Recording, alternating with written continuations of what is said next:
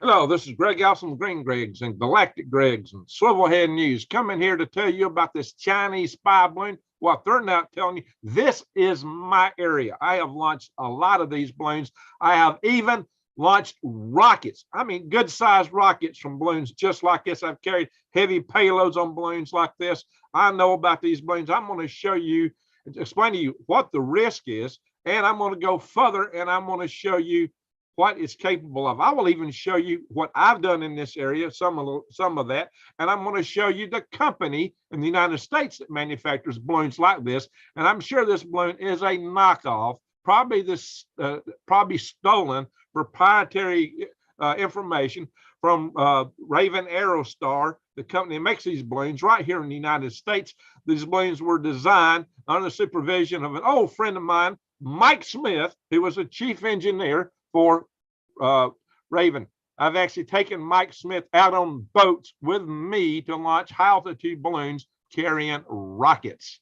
And my laptop is here because I usually have this laptop sitting over here, because usually this laptop is sitting on something I'm going to show you right now. What I use is the table for my laptop is a rocket motor. That's on the rocket ray. And I'm going to show you this in a video, just like this, exactly like this on a video, give you scale of a rocket that I've launched from a balloon out in the Gulf of Mexico from a ship. Oh yeah, so this spy balloon, so-called spy balloon, I'd be concerned about it. And first off, I'm going to show you why. But let me update here and see who's in the chat room right now, because I want to see some of the discussion going on. I ask that everybody be civil, but I also ask the mods not to ban somebody just for asking a question. Whoops, hang on. I got to mute the sound here. There we go. And we got only 67 in the room. Guys, I'm going to tell you something. There is no other YouTuber that can tell you this story like me, because this is my area. It's my area, both from the fact that I've flown balloons, I've flown payloads on balloons, I've flown rockets on these balloons, and I have chaired 2 power grid defense conferences. That is my podium plaque right there.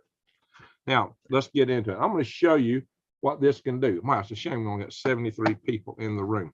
Hang on, guys. You need to share this and share it wide, because this is what people need to know. I wish I could have gone earlier, but tonight was the very first night, and like since the bug broke out like 2 or 3 years ago, we had a meeting of the Huntsville, Alabama L5 Society, which I founded back in 1983. That's my plaque from one of our 30th anniversary several years ago.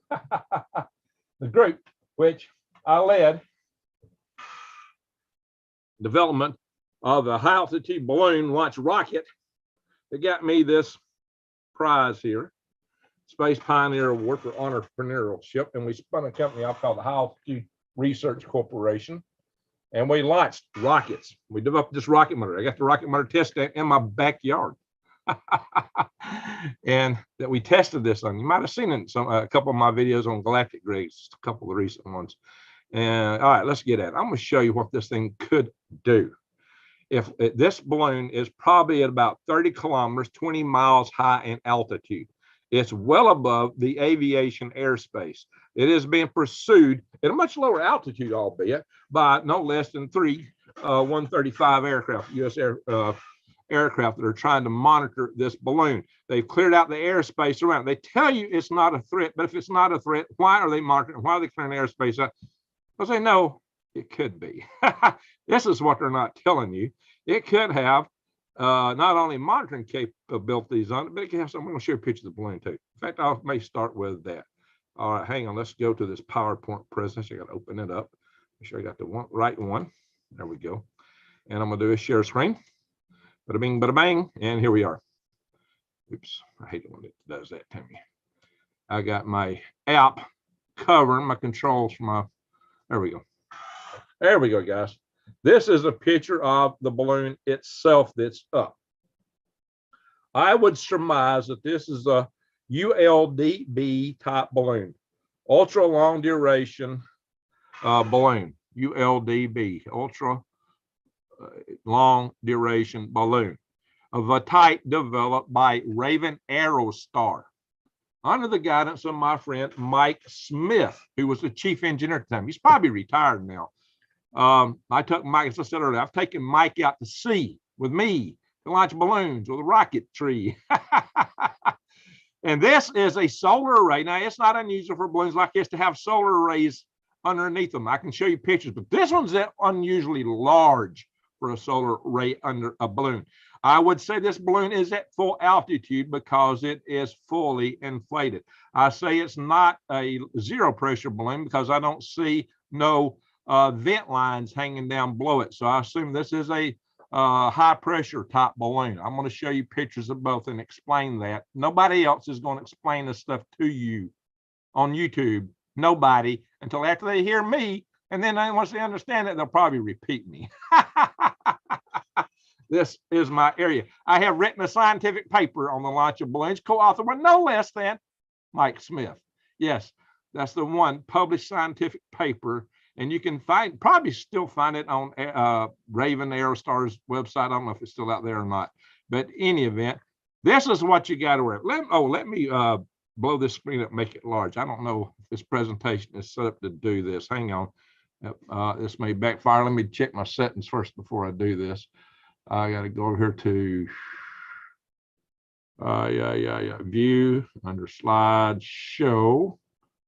Let's see how it's set up. I hope I didn't start the slideshow. I think it did. I think it's messed up. Oh, I set it properly. Good. But that ain't where I wanted to start. I hope this advances properly. It started at the beginning. It didn't start where I wanted to be at. You just got to preview some of my stuff there. Stuff on EMP. Here we go. There's the balloon.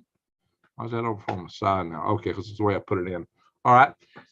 At 30 kilometers, if this thing had a nuclear EMP super weapon or any kind of nuclear device on it, it could take out an area this big. Now, if it's got a rocket on it, like I put on balloons, it could kick it to a higher altitude.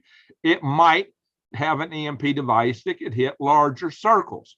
Well, this is a big area if it were, say, sent over.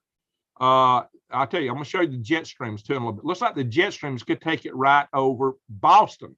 But from Boston, it could get Washington, D.C. You see that? It could get Washington, D.C. and on up. This could get this whole area in an EMP. This New York, Washington, D.C., this whole area could be under an EMP attack, even at this altitude. The largest metropolitan area in the United States. Now, they could possibly change wind direction a little bit by changing their altitude by dropping ballast. Dropping ballast means it will go higher, and they might catch a different wind if they go higher up, taking a little different direction. So I'm not absolutely sure of all the winds aloft data. I will show you some of that. I will show you some of that. What you think? What do you think it is? EMP? I don't know. It could be. This is what they're not telling y'all. It could be. This is a possibility. And if this one's not, it could be a dry run, a test, just see if they can get away with flying some across the United States. So the next one might be an EMP. There could be another one right behind this, and we don't know about it. Notice this Greggy Energy is the Alaska, Alabama ley line. Well, hey, I've been to both. I've lived in Alaska and I've lived in Alabama. And I got land in Arizona. The only A states I guess I missed is Arkansas. All right, let's see. I can't believe you guys fall for this Photoshop. Big fella, I have launched these balloons. I'm going to tell you, I'm going to show you pictures of what I launched. So get your head out of your rear end and listen for a change. This ain't what I'm about to talk to you about. There ain't no Photoshop in it. So I have launched these balloons. I know about these balloons. I've launched rockets from these balloons, and I got the rocket motor here by my knee, and I've got an old balloon up in my barn loft too, what's left of one. So this is something I have done. I know about this business more than any other YouTuber. So this is my area. This is what I know. So y'all can hang on, guys. You're going to get it right here. Don't ban him. Give him a little time here. Don't ban him. You know, he can come back, but you know, some people think they know everything. I have fighter shot. Oh yeah, what cheap shots. Come on, guys. All right. So let's look at this. Once again, this is the balloon. I have flown balloons Some of the balloons I flew were zero pressure balloons, not the ULDB balloons. But I know personally the guy who was a chief engineer when they designed this thing. And yeah, this one probably has a cold gas reaction control system or something underneath it to make it point into, or it may have fans. It could have like a, it would take really large fans, or maybe it's got some kind of electrostatic ion wind generator on board. That's more likely to orient the solar panels, because the solar panels are oriented pretty much to the sun. Not exactly, but pretty darn close. These things do kind of rotate when they're up at altitude. They spin because of the wind and other things. But this one is pretty stable here. Two Chinese balloons now? Uh-oh, that ain't good. Oh, there's two. Wow. Hey, Arnold, you're an admin here. You can add a link to them. Wow. This is breaking, guys. Now, this could be an attack then. We may be under the verge of an attack. That is really bad if there's already two of these. Why? Why two? I can see one for a test. Lee's in the house. Good. Thank you. Go ahead and share, Lee. Go right ahead. Thank you, Lee, for that. Holy smoke. Yeah, took this picture off your video. But look here, guys. Yeah, and Lee was talking about how this could, every one of these panels could be 450 watts of power. That's absolutely true. This is quite a power. It's a truss structure, kind of like you would see on the International Space Station. Now, I will show you pictures of balloons that's got solar arrays like this, but usually, about two of these panels is all it's got. This is power rich. It has got a lot of power coming to it. So this I would say would be a ULDB type balloon. All right, guys, from 30 kilometers, which is a typical altitude for a balloon like this. This is the circle of an EMP that could be initiated from this kind of device. Lee, have you heard there's two of these things? I just had somebody in the chat say that the second one has been sighted now. It's been up over Montana. I'm going to show you where the jet streams are going. Right over, basically right over toward, this thing's probably moving along a pretty good clip. The jet streams would take it right over Boston, but it could drop ballast and catch a higher wind. It might take it a little more south if they want to get more centered toward Washington, D.C. But I think at most it might would want to go between the two. But with this kind of curvature, it really don't matter. Even over Boston, they'd pretty much still get Washington, D.C. with an EMP. They could take out our eastern seaboard, the biggest metropolitan area in the Western world. And if they have, like I said, if they have a rocket slung underneath it, like the rockets I've launched some balloons, they could kick it to a higher altitude. A small rocket launched from a balloon will get, because it's got almost no air drag, and you can put a larger expansion nozzle on it that gives it more thrust per pound fuel burn, a higher specific impulse, as we call it in rocket jargon. You can go 4 times higher in total altitude than the same rocket launched from the ground. So if a rocket would get 1,000 feet in the ground, from a balloon, it might get an additional 4,000 feet on top of the launch altitude. So if you launch it from 100,000 feet, it would only get 1,000 from the ground. You get 104,000 feet. Now, the rockets I did were capable of hitting space, okay? Launch from a balloon. So this is what we got here, guys. This is it. So let me go through a couple of other charts here. All right, let's see. That's your EMP effects. This is your E1 wave, E2 pulse, and E3 talked about here. This is your E1 right here. So what you do is you get the EMP. I'm not going to go through the science of this right now. We're going to stay on the balloon, but an EMP, through the gamma rays it produces, strips electrons out of the atmosphere. So it shows us at a high altitude. This is 26 miles. That's above where the balloon would be flying. The balloon would be flying between these two areas here, and aircraft are down here. Aircraft are about 48,000 feet. This balloon is probably 100,000 feet up, about 20 miles, 30 kilometers, something that range here, guys. So, yeah, and this shows the effects of the gamma rays, busting the electrons free from atoms in the atmosphere, stripping them off. This is another depiction, just a different way of showing what I was showing you earlier. Altitudes. On the left is a Starfish Prime that was launched from a Redstone rocket developed right at the Redstone Arsenal where I work at. NASA's got a center there. That's a Starfish Prime detonated at altitude in space. And the other is a ground burst to show you the difference, because in a ground burst, you've got atmosphere and the effects of gravity more so. This is some of the equipment I was building. Let me go back. Let me go back here. Here you go. You see me on the right in a shop where we're building rocket motors. This is one of the first shops we worked out of on a cell phone, coordinating resources. Probably about midnight. The team was doing all this stuff on the side out of a shoestring budget. We built rockets that could hit space. This was our avionics workshop that we had. This is for our Space Launch 2 rocket. We're building the nozzle and a little motor, the spaceship Space Launch 2 rocket. That was the avionics bay with Gene Young right there. He's passed away now. This guy here he's a manager at Dynetics. The guys that one of the guys that bid on the lunar lander. That's David Hewitt. Ronnie LaJoy, he's just retired. That is Steve Mistakis up on the gantry. That's their space launch. This rocket is hanging in Huntsville, Alabama at the Straight to L Brewery from the ceiling. It's got a raccoon sitting on top of it, okay? You can go see this rocket today. If somebody thinks this is Photoshop, you can go see this. And that's Al Wright. He worked for the Army. We're on the deck of the NASA barge, the Pearl River barge, out in the Gulf of Mexico. And there's the balloon we inflated. Now you see how it's just got a little bubble up here, and this is all loose plastic hanging out at altitude. This inflates, and because your zero pressure balloon, you got 100 times the pressure at the surface of the Earth, and you at 100,000 feet. It's really interesting. It's like at 100,000 feet, you're 1% of the atmospheric pressure on Earth, the same as Mars.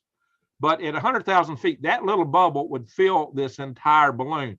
And this balloon here was probably 250,000 square foot. The balloon for our Cat's Prize rocket, the motor that my laptop is sitting on right now, was about probably a 500,000 square feet, cubic feet, excuse me, cubic feet. I say square feet. Earlier I meant cubic feet. That's our rocket hanging down there. You saw the guy on the launch gantry. This deck was 70 foot wide and 100 foot long. So this was our balloon launch return vehicle. This is a much smaller vehicle. That's Tim Pickens right there. He's been on my Galactic Greg's channel. This is the oxidizer tank, and that's the fuel grain for this thing. I'll show you. You saw the one by my leg. That corresponds to what's by my leg. That's actually a fire extinguisher tank right there. We use fire extinguishers to make fire. And this guy had a pitot tube. It had the camera in here, the avionics in that little payload bay. It had aerialons. This thing had full control. This is it being launched in the balloon. This is actually out at sea. This is a couple of subscale models that we launched locally to fly before we flew this. We did all this in a phase 1 SBIR, Small Business Innovative Research Grant for this project, which is supposed to be a paper study. This is how Greg Allison does paper studies. Oh yeah, I did a lot of paper too. This is part of my paper study, okay, right here, written a boat. That is Mike Smith right there. This is the chief engineer for Raven Aerostar who designed the ULDB, or was the head of that effort. That little tuft of hair right there, the blondish hair down there, that is my head. And that would be Gene Hornbuckle right there. And that is Glenn May. Glenn May died in the Spaceship 2 cold flow test in Mojave Airport. We were all part of this new space adventure stuff. This is a boat that was called the C. Michael Calais. The C. Michael Calais, a utility boat that I rented and went out in the Gulf of Mexico. I rented it off a spot market and took it out within the flying ranges of Eglin Air Force Base. And this box right here had a cold gas reaction control system in it that would point this balloon, this rocket, the direction we wanted it. Just like the balloon you saw earlier. This is my Hark Cat's Prize rocket, cheap access to space. From here to here is what's at my knee. That is the motor.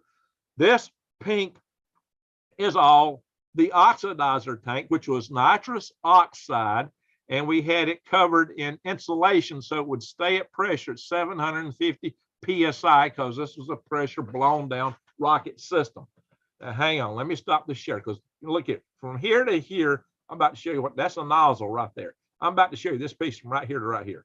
And those are big fins because it was meant to be able to bite into the rarefied air at 100,000 feet, which is almost a vacuum. So I'm gonna stop the share for just a second, just to give you a reminder of what's that little black section is. It's right here. This is that black section. This is the Hart Cat's Prize rocket motor. This one was fired on that test stand right behind my house.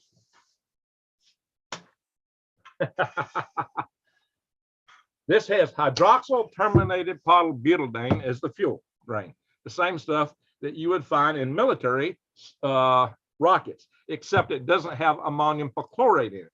Because to keep it safer, we had the oxidizer separate. That's why it was a nitrous oxide in a separate tank. So that actually made it non-explosive. So we used carbon fiber wound tanks, carbon mat fins. We had all kinds. Back then, we didn't have all the sophisticated electronics you can buy off the shelf in a cell phone. Yeah, we had to develop our own. So I'm gonna go back to do a share screen again. Bada bing, bada bang, bada bing, bang, bang. Bada bing, bada bang, bang, bang. All right, guys, here we are.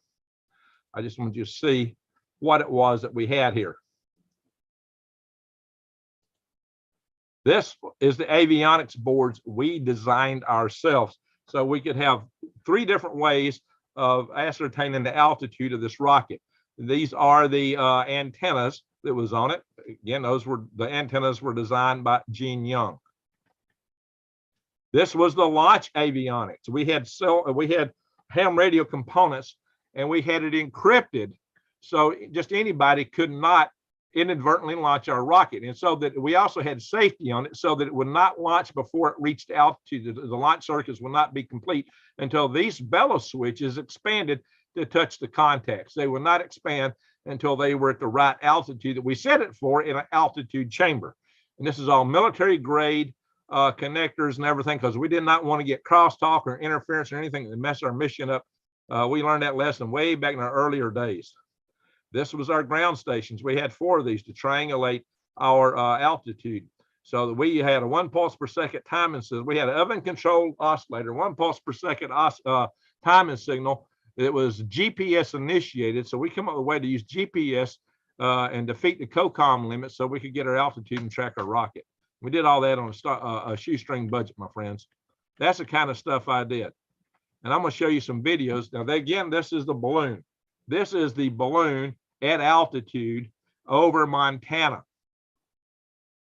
And as Lee reported, there were 3 KC aircraft chasing 135s chasing this thing, not KC. Those are the fuelers, tankers. But this was being chased by 3 of them. Chased. They were far underneath it.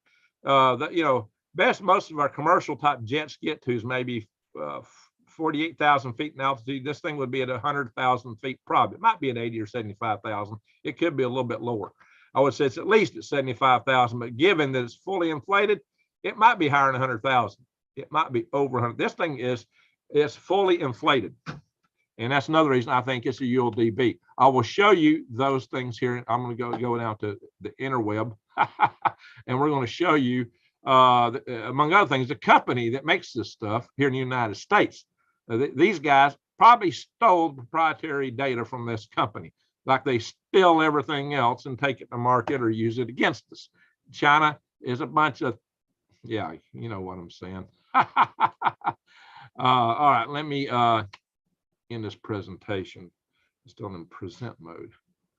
Let me see if I can escape. It's behind me. Quit sharing, but you want to save changes you made? Yeah, we'll save the changes. Because I'm killing it instead of getting it out of present mode. It's, oh Lord. Hang on. All right, now we're going to go. I'll have to totally pull that back up if I want to set. We're going to go share from some articles here, and we're just going to skip through these. We're going to go bang, bang, bang, bang. Hang on, guys. Let me share screen. I gotta get the right screen to do this. Pardon me, I got tons of little screens I juggle here. All right, here we go. Ding, ding, ding, ding, ding. There we are, guys. This is the article where they said U.S. military has identified, a Chinese spy balloon flying, blah blah blah blah. But then this is what the defense official said. I can read the correct quotes without, getting a copyright strike because it's a direct quote.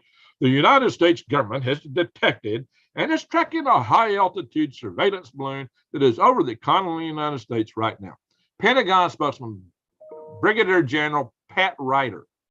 And he went on to say, the balloon is currently traveling at an altitude well above commercial air traffic that does not present a military or physical threat to the people on the ground.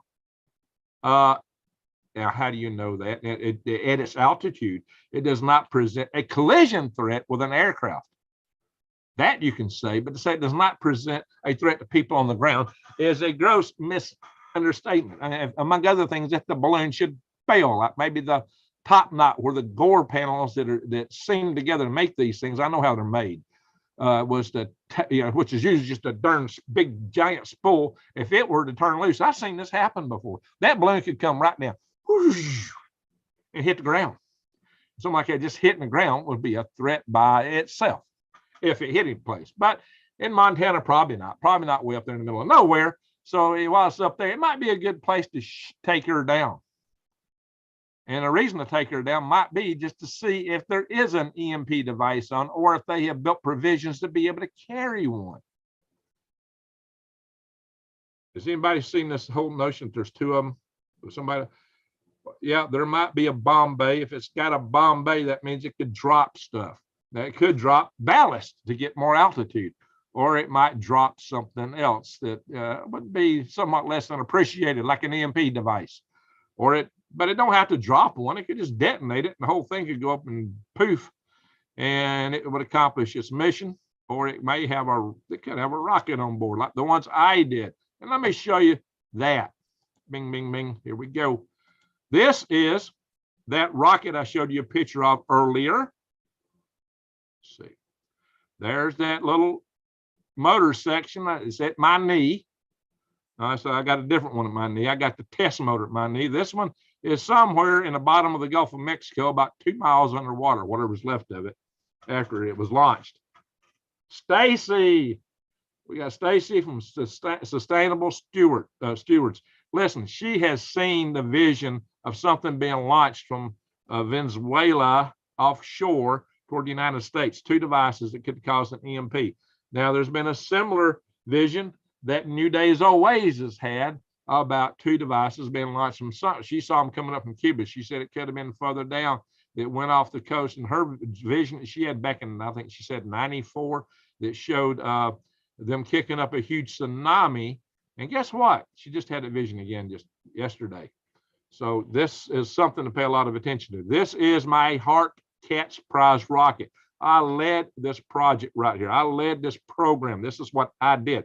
This is off of another boat. This boat is the Mr. Offshore that used to operate for the Naval Intercoastal Systems Stations out of Pensacola, Florida. Now, they were commercially available on weekends because it was a commercial boat, and it did not have missions during the weekend. So I rented it and took it out in the Gulf of Mexico, and we were 200 miles out in the Gulf of Mexico. These are the exhaust stacks. I had these exhaust stacks rerouted and over to the edge so that hot fuel droplets would not impinge on the balloon, possibly making holes in it that might keep it from making its altitude. This again, right there, that looks like Mike Smith. He was a big, tall guy. Mike Smith is the chief engineer of Raven Aerostar, the guy who designed or at least led the team that designed the ULDB. I'm not sure. That might be Steve Mistakis. That might be, I don't know, hair look kind of dark. Could be a hat. Could be Glenn May. Glenn May died at Mojave Airport when the Spaceship 2 cold flow test happened. All right, let's show the video.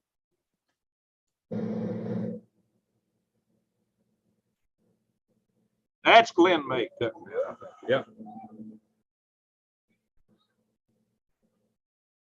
That box is the electronics box for launching the rocket. This is the year 2000. This is what I was doing 23 years ago. Well, a little over 22. It's Bill Brown's voice.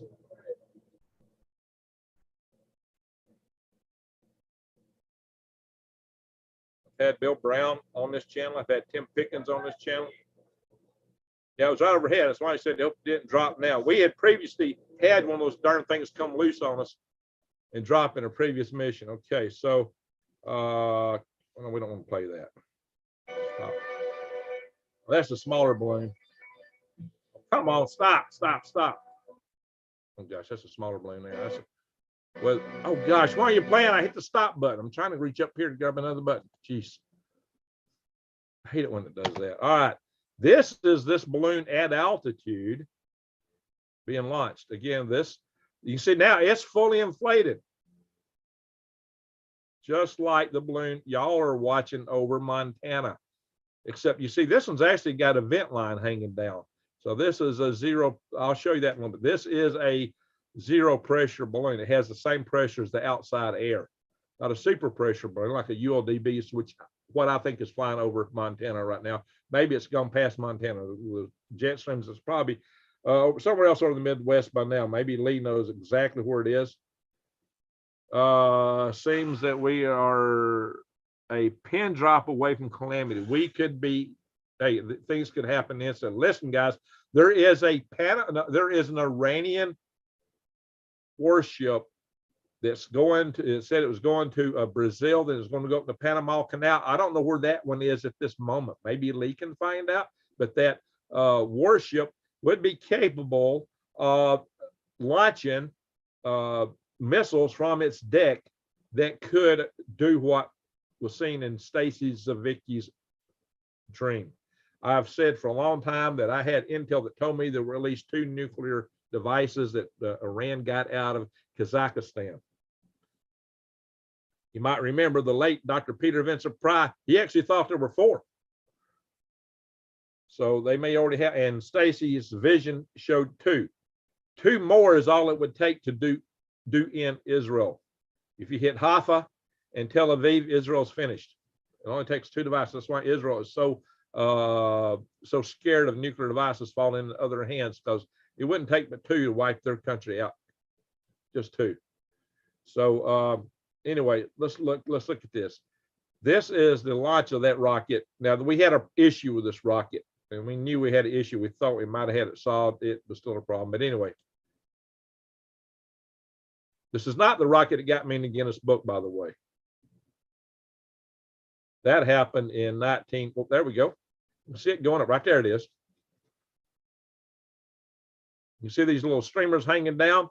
Those are actually the vent lines. Those streamers hanging down are the vent lines. This balloon is fully inflated though.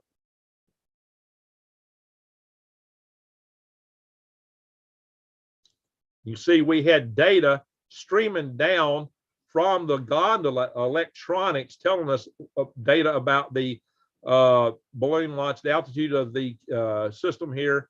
It also gave it, we also had the same kind of data coming down, actually more data from the rocket itself. So we had different transmitters, different data systems. We had a lot of data coming down. All right, so I'm gonna stop this and we'll go over here. This is, if you go to NOAA or other similar sites and you try to find winds aloft, about the most it's going to give you is 48,000 feet. This is as high as I can get it off this website, winds aloft. I put it up to the max. You can see the winds there are just straight across the east. This is at that altitude. This is as of 0400 Friday at the 3rd of February. It's not that, well, yeah, it is the 3rd of February now already, even here. All right. So that's a couple hours ago.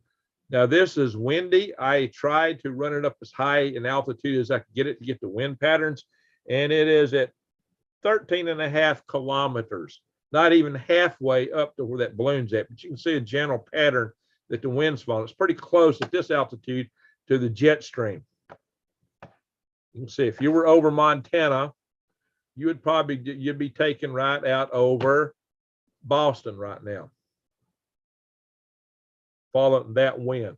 These balloons will follow the wind. If you can change the altitude of the balloon, you can change It shows 53 knots. Now, I got this thing set at max altitude, so I hope that this is the speed at that altitude.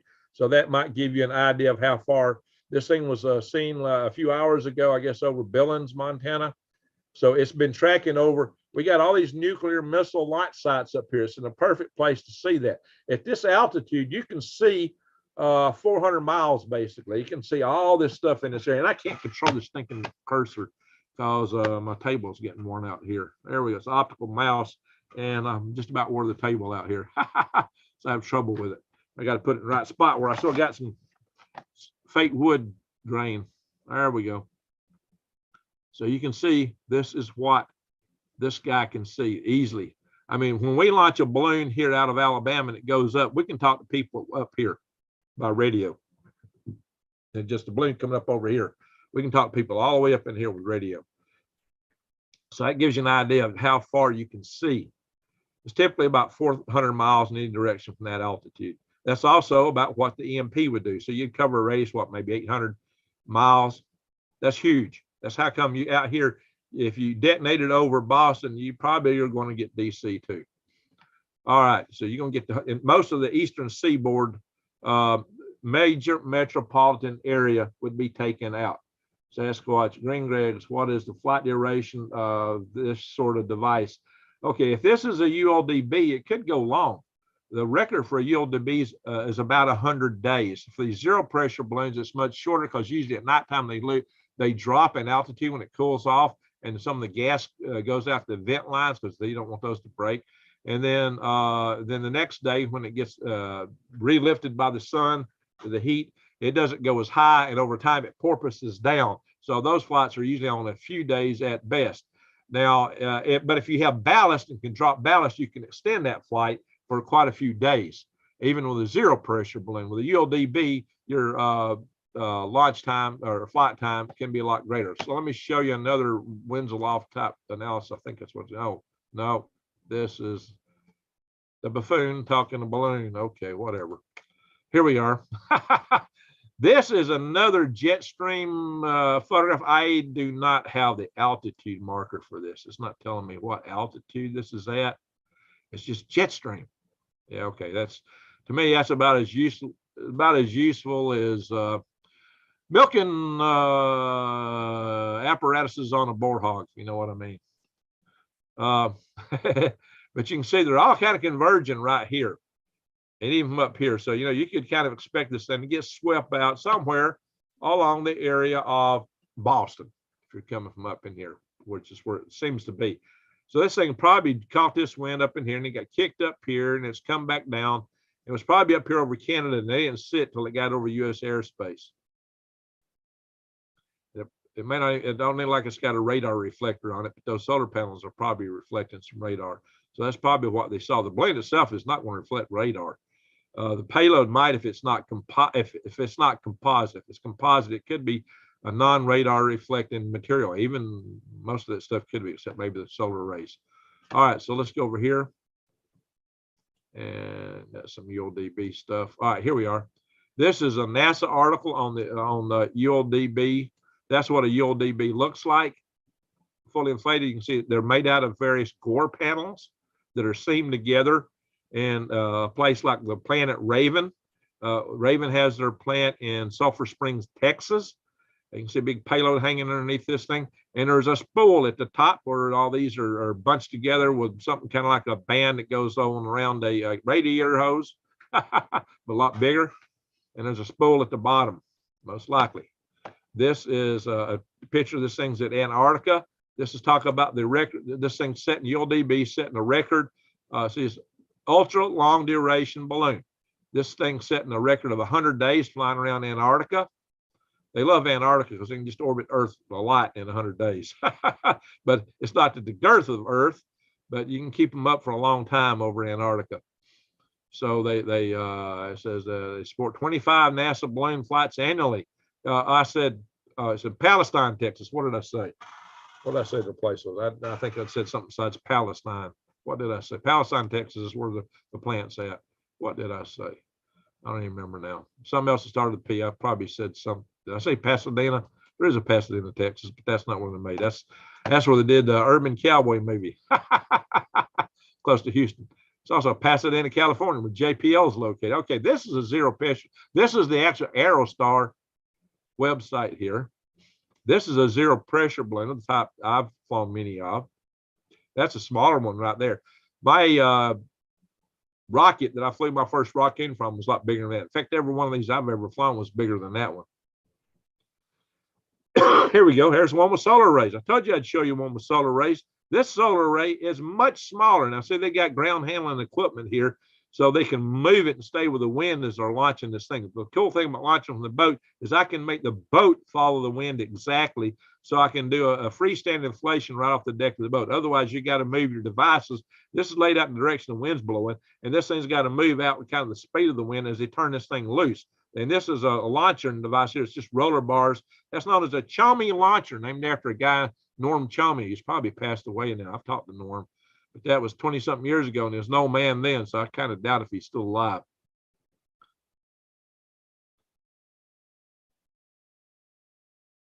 And y'all may have seen a picture like this of me on the Wilmington Star that's hanging on my cabinet over here. Sometimes I show y'all that when I'm walking around in a live session from my phone.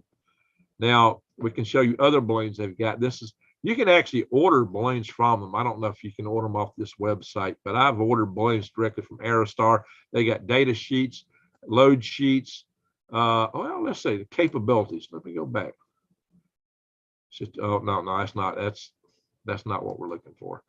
Stratospheric balloon and airships, radar. Yeah, okay, let's go here. Zero pressure balloons, that's kind of sounding balloons, that's smaller balloons. Super pressure balloons, all right, that's what we're talking about.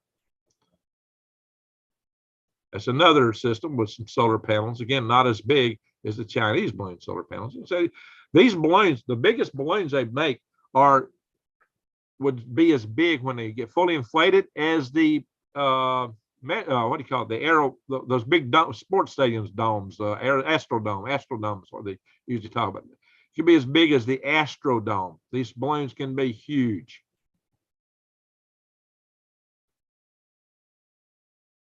They're not showing the ULDB here, but super pressure balloons can take pressure. They're not zero. They're not a zero pressure balloon. Let's see, stratospheric. We go back here. Sounding balloons would be smaller balloons, like that one. Yeah, I had to find out where their data sheets are. I guess their data sheets aren't on the main website anymore. You probably have to go straight to the plant to get that stuff. So they sell a lot of other gear in. Probably it goes around and supports this stuff. Engineering services, security, communications, deployment operations. That's what I did. Anyway, so there's a lot of possibilities here. They even got airships that you can order, altitude airships, stratospheric airships. Now, again, this airship to operate in the stratosphere, that's quite a trick to do. Because the expansion ratio, you got to have like 100 times. What's a thunderhead balloon? Oh, I see. Got it. All right. So here we are, guys. That's kind of what they've got. And I've shown you the ULDBs. Stop the share here. Halo. And we got house 363 people. All right, guys. So that's it in a nutshell. This balloon could carry like 1,000 pounds, maybe more. Actually, the largest balloons, or the balloons with the most load tape on them, were capable of carrying 8,000 pounds. I designed a rocket that weighed 8,000 pounds, a 3-stage hybrid rocket that could launch 100 payloads into low Earth orbit from one of these balloons. That was something I designed way back in the 90s. I wrote a business plan, was trying to promote it, and I had a customer wanted something bigger than that, so I went back and redid it. Raven was looking at the prospects of designing one that could carry 16,000 pounds up. That's huge. You know, a few hundred pounds, look, 200 or 300 pounds is plenty for a EMP super weapon.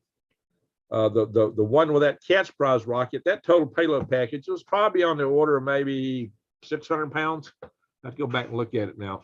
It was a good size. Scan family green egg.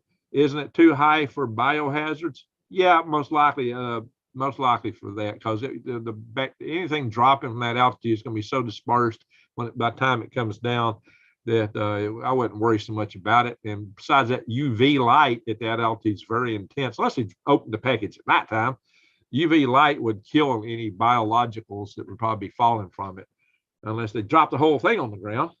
So I'm wouldn't, that's not the most effective way to, if they wanted to disperse biohazards, they just make somebody sick here, put them on a plane and send them to the United States like they did in the last cerveza bug update. A lot of people were coming out. So vectors, they would want vectors to spread this. It would be animals or people, most likely, if you want to spread biohazards, or some kind of aerosol system in a major metropolitan area, not way up in the stratosphere, way above the earth. That's not an effective way to spread that, not even chemical weapons, because they would disperse in the jet stream and you wouldn't get much effect on the ground. What this is probably at the very least would be indeed a spy balloon.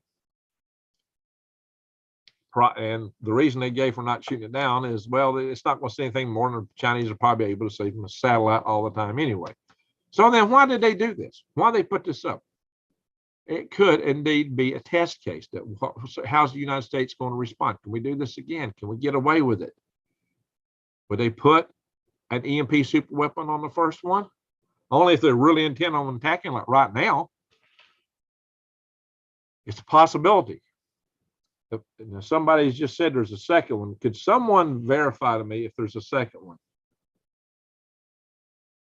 Could someone, DJ, could somebody verify for me? Arnold, you mentioned it earlier.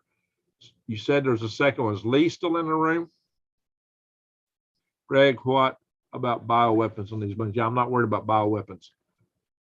I'm not worried about, like I said, there's better ways that it drops. Says, oh man, what a day. Got an egg-bound hen. What a pain. Oh, she's stuck, huh? Can someone please ask Lee if they have any C-135s over Puget Sound? Well, if there's a second one, it could actually be up in Canada. That's where the jet stream goes. It comes out like a Puget Sound and it's going up over British Columbia and Alberta, your territory. Then coming back now, Arnold, you're up in Alberta. You might go out and see one. Sulphur Springs. Is that what I said earlier? Oh yeah, I meant Palestine, Texas. Yeah, there's something else at Sulphur Springs. All right, yeah. Let's see, Sasquatch, Stanley Stewards. We have the DC poking a bear. Yeah, they're poking a bear in China. This is, Great Balloon Wars of 2023. Could be. H-Ball 617 is an American balloon. That's a different balloon. Evidently, there are dozens missing from Russia. Dozens SWAT Lee. Are you still with us, Lee? Lee's also broadcasting this. Might have to go over here and check his channel out in a little bit. So, Greg, can you talk about sensors on the balloon? Okay, you can put it. Look, they got plenty of power. You can put any sensor switch you want, like the sophisticated sensors you hang in an aircraft. Easy when you've got, they got, these probably 450 watt panels, at least 8 of them. I'd say it's probably symmetric. So, that's a lot of power. They've got a lot of power available to them there. So, if you got 8 of them, and if they're up to 450 watts, it's about the biggest ones. And China will probably put their best ones on something like this. Then you're talking, at least 3.6 kilowatt. They could have a 5 kilowatt system. 5 kilowatts is what the generators used to be that we ran our old ANTRC 138s in when I was in the Guard after I got out of the Army. And that was a microwave relay communications van. We'd put up these towers. We'd have 3 microwave antennas on board, or big radios, and we would transmit, and we could do relay operations, or you could do point terminal communications. we were the tough guys. They always wanted to send us and get us out of camp. So we were fortunate ones that usually got sent away from everybody else on the mountaintop out by ourselves. So we were always the relay station. But anyway, they didn't want to put up with us back at camp. And I was glad they didn't want to be in their camp, no way. So let me go back to the bottom and see what people are saying here. But yeah, you can put all kind of citrus sweets in a package like that. You can see anything you can see from a satellite. Just think about it, maybe more, because you can carry a lot of weight. And they got that kind of solar panels. The biggest solar panels on a satellite, the big is like normally like 12.5 kW. That's the biggest big ones. Now they have come up with double rays. You might get up to 25 kW now. But you know, those are huge. Those huge. Like the International Space Station's had 100 kW installed on the truss when initially installed. Now they degraded some. They just went back and refurbed some of those.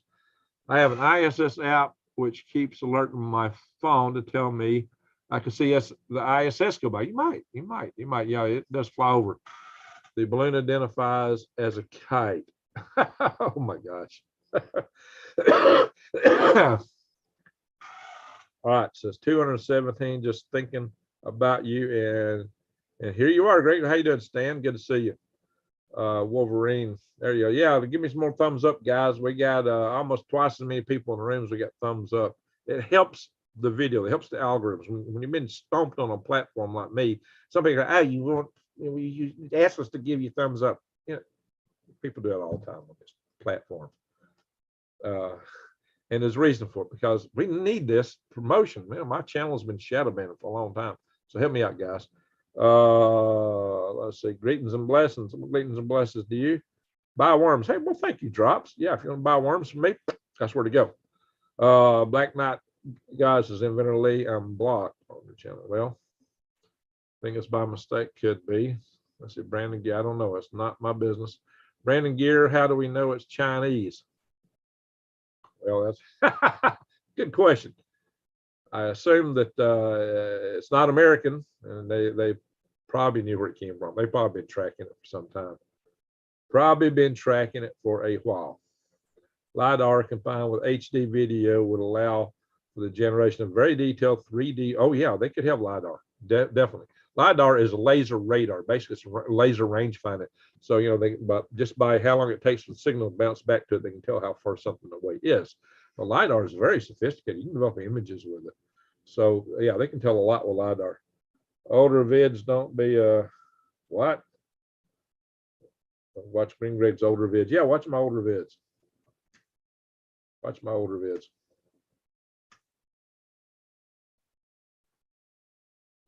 So somebody that's saying something made you prompted you to say that. Yeah, they still are data. Greg, it's confirmed over Canada by Lee. Is that the second one? So we got two. That one over Canada is probably coming back. Hey, Lee. Okay, Lee. Is there a second one up? And is it over Canada about to come in over Montana like this one did?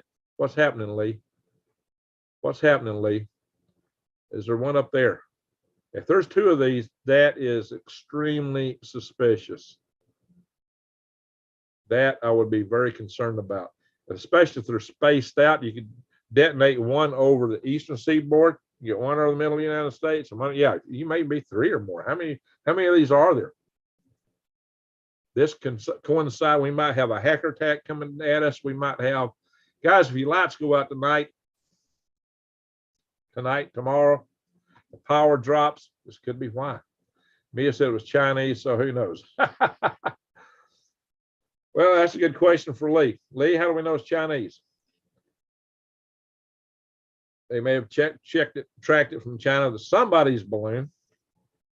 Most of our launch stuff for big balloons like that, don't mean you can't do it from out there.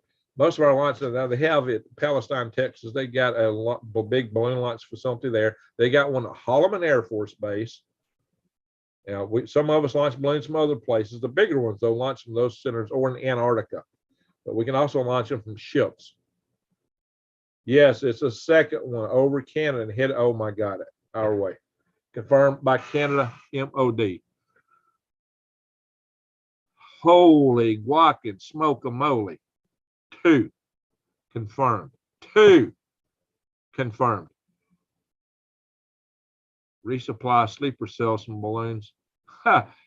They got the sleeper cells in our country already. The Iranians do. Oh my gosh! And we got this Iranian battleship coming up through the Caribbean on its way to from Brazil to Panama Canal. Lee, is that something you can get a bearing on? Because I ordered Chinese takeout. Maybe takeout from China. With the jet stream being so wonky, it's realistic to launch war balloons. Yeah. Listen, let me tell you something. Let me tell you what we were able to do. When we were launching our balloons with our rockets on, I wanted to launch that rocket at a certain point in the sky. I said, I'm going to launch this rocket right here. I was always able to do that. Why? Because we calculated winds aloft, and we calculated at a point which I would have to release my balloon for it to be at this point when we had the ignition of the rocket. So this would be the final point of the boat. Then what we had to do was look at the surface winds and figure out where they were at, how long would it take to inflate the balloon, so that when we were ready, so we would start the inflation way over here somewhere, depending on which way the winds are blowing, because I wanted to have the boat moving the exact same speed and direction as the wind, so that when it was time to release the balloon, I would be right here. We'd release the balloon, and then winds aloft would take it right there. We did that. We did that repeatedly. Now, the way you continue to guide that balloon where you want it is you have ballast on board, and you drop that ballast to get a higher altitude if you want to change the direction of the wind. So you can get some effectivity. But with an EMP super weapon, you don't have to be close.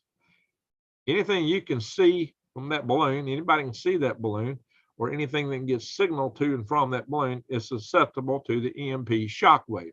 And the photograph I showed y'all, and I've already closed that PowerPoint slide. I'll have to go back and reopen it and put it back in presentation mode.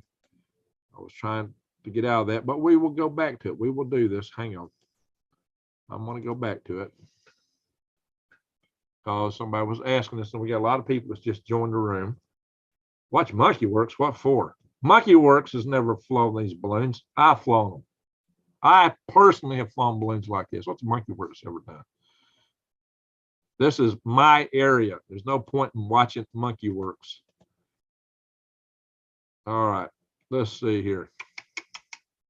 I want to find the operative pictures here. Here we go. I'm going to put it back in. Hang on, I'll put presentation mode on small. I can control it a little better. Oh, but it kicks it back to oh, it did it on that slide this time. Good. All right, here we go. Share screen. For those just joining, this is the balloon, the first one. Apparently, there's another one coming at us. It looks just like it. Is there going to be another one and another one? Guys, I'm really concerned about this. He shows all the vehicles in the air. Yeah, does he show this balloon? This balloon don't have a tracking device. We're tracking it with our military systems. Lee also shows tracking devices, and Lee's systems are more accurate. So what he can't tell you is stuff like this. What he's not, I've chaired 2 power grid defense conferences. I am an electrical engineer. And I've also done space system work for decades. All right, this 300-kilometer circle is roughly the area you would have an effective EMP from if you detonate it from a typical balloon launch altitude. You hear me? Now I'm going to show you why, from where it's at, if it's in the jet stream, even if it's blowing the direction I showed you, you can expect this thing to come out roughly around Boston. This overlaid on Boston would reach to the edge of Washington, D.C. and up into Maine, maybe Quebec. It would take out the entire metropolitan area from Washington to Boston and cities above and beyond there, for the most part. Now, if they wanted to adjust the altitude a little bit, they would drop some ballast, maybe even drop their solar arrays. They may be cut off. They may have a cutoff device that would sever. They could have guillotine cutters, guillotine pyrotechnic devices that would, or explosive bolts that would shed those solar rays. That weight being shed, this balloon would pop up to a higher altitude and catch a different wind. If all they're going to do is detonate a device, they don't need all that power anymore. They just need to light a fuse, because then maybe all their surveillance mission is over. So that could be their ballast. Just drop the solar rays, or even part of them. Pop up. Yeah, you drop enough weight, a balloon like that will really pop up in altitude. And popping up in altitude would make it cover more area. It could probably go up 120,000, maybe 130,000 feet if it can drop enough weight off of it. And how much can it carry? If it's a full ULDB, it might be carrying 8,000 pounds. But even if you can only carry 200 or 300 pounds, that's enough for an EMP super weapon. All right. For those just joining, there's the balloon. It's got quite a package of solar rays. It could be carrying 3.5 to 5 kW of electrical power right there. It's got a truss structure, like I said. And these panels are separate. Anywhere along here could be cutoff points. Explosive bolts, guillotine cutters. Guillotine cutters are like urethane cutters that's used in parachutes, or also in balloon control systems to rip lines to cause a balloon to rip open. If you wanted to do that, bring it down. I've used guillotine cutters, size of 3 school buses. Well, not internal volume of 3 school. It may be 3 school buses across. The biggest balloons can be as big as an Astrodome. It's got a pretty hefty payload down here. Now, it's got a centerpiece down here that's the control system, where you could have a nuclear device, a sensor array, could be LiDAR, could be any kind of optic suites. Yeah. So again, this is your EMP. This is what I was doing, guys. This was me back in the mid-90s. Actually, this was in the mid-90s right here. This was a ULD. This was our Space Launch 2 rocket. This is after the one we did after we won the Guinness Book. That's on the deck of the Pearl River barge. That rocket is hanging from the ceiling of Straight 2L in Huntsville, Alabama. I can show it to you. It says Halo on one of the fins. That's how you'll know it. It's got a raccoon set. It's the only rocket you'll find there with Halo on the fin. High altitude liftoff. Halo. Hang a rocket from a balloon and off we go. All right. That boat, that barge, it was a barge, didn't have its own power. It was being pulled by a tugboat. That thing deck was 70 foot wide and 200 foot long. This is our, again, this is our balloon launch return vehicle. That's Tim Pickens there. These are 2 subaltitude launches we did with a different prototype of this vehicle. This was the flight vehicle. This is a different prototype. We launched it several times with the bungee cord, and then we launched it with a rocket motor. And then we put this one on the balloon. This is out in the Gulf of Mexico. You won't see no trees around that. That is this guy right there. And this is it. That's the pointing system that will control the attitude it's pointed in, the direction. That is me down here. That's Gene Hornbuckle. This is Glenn May. Glenn May died at the cold flow test of Spaceship 2 in the Mojave Desert. That would be, I think that's Steve Mistakis. That is the chief engineer at Raven Aerostar. That is Mike Smith. He is probably retired now. This is our Hart Cat Surprise rocket. This little section here is this rocket motor that I've shown you so many times. It's sitting at my knee. This is our avionics that we developed. That's the avionics to launch the system. This is our ground stations. We had 3 of them. So once again, I know what I'm talking about when I talk about these balloons. I've launched a lot of them. All right, I'll stop that share. Halo. All right. Minimize that thing. Deal with it later. So, all right, we got 420 people in the room now. Wow. Like buff 80s will be immediate ban. What is that? Because Mike was saying that they are likely to do live soon of Hearts OMM new channel. Tone Frog, what's Lee's channel so I can sub? Somebody share Lee's channel in the room here, would you? Lee's channel is KLW World News. All right, so Admiral GG address what sort of precedent this could start on our part. Well, it'd be nice if we could peaceably just fly balloons over other countries, because that's what they would want to do. If you want to fly around the world in a balloon, it would want to go over all these other countries. It'd be nice to know I could safely float in a balloon at 20,000 feet over China. This sky city that I was designing for Venus would work on Earth. Believe it or not, the set points that I designed it for were actually for Earth's atmosphere. It's like too buoyant even in Earth's atmosphere. It'd be crazily buoyant in Venus's atmosphere. Yeah, we could build sky cities that would float at these altitudes. Problem is they would overfly these other countries. So it'd be nice if we could do that and not have to worry about getting shot down. But this thing, problem is you can also carry weapons.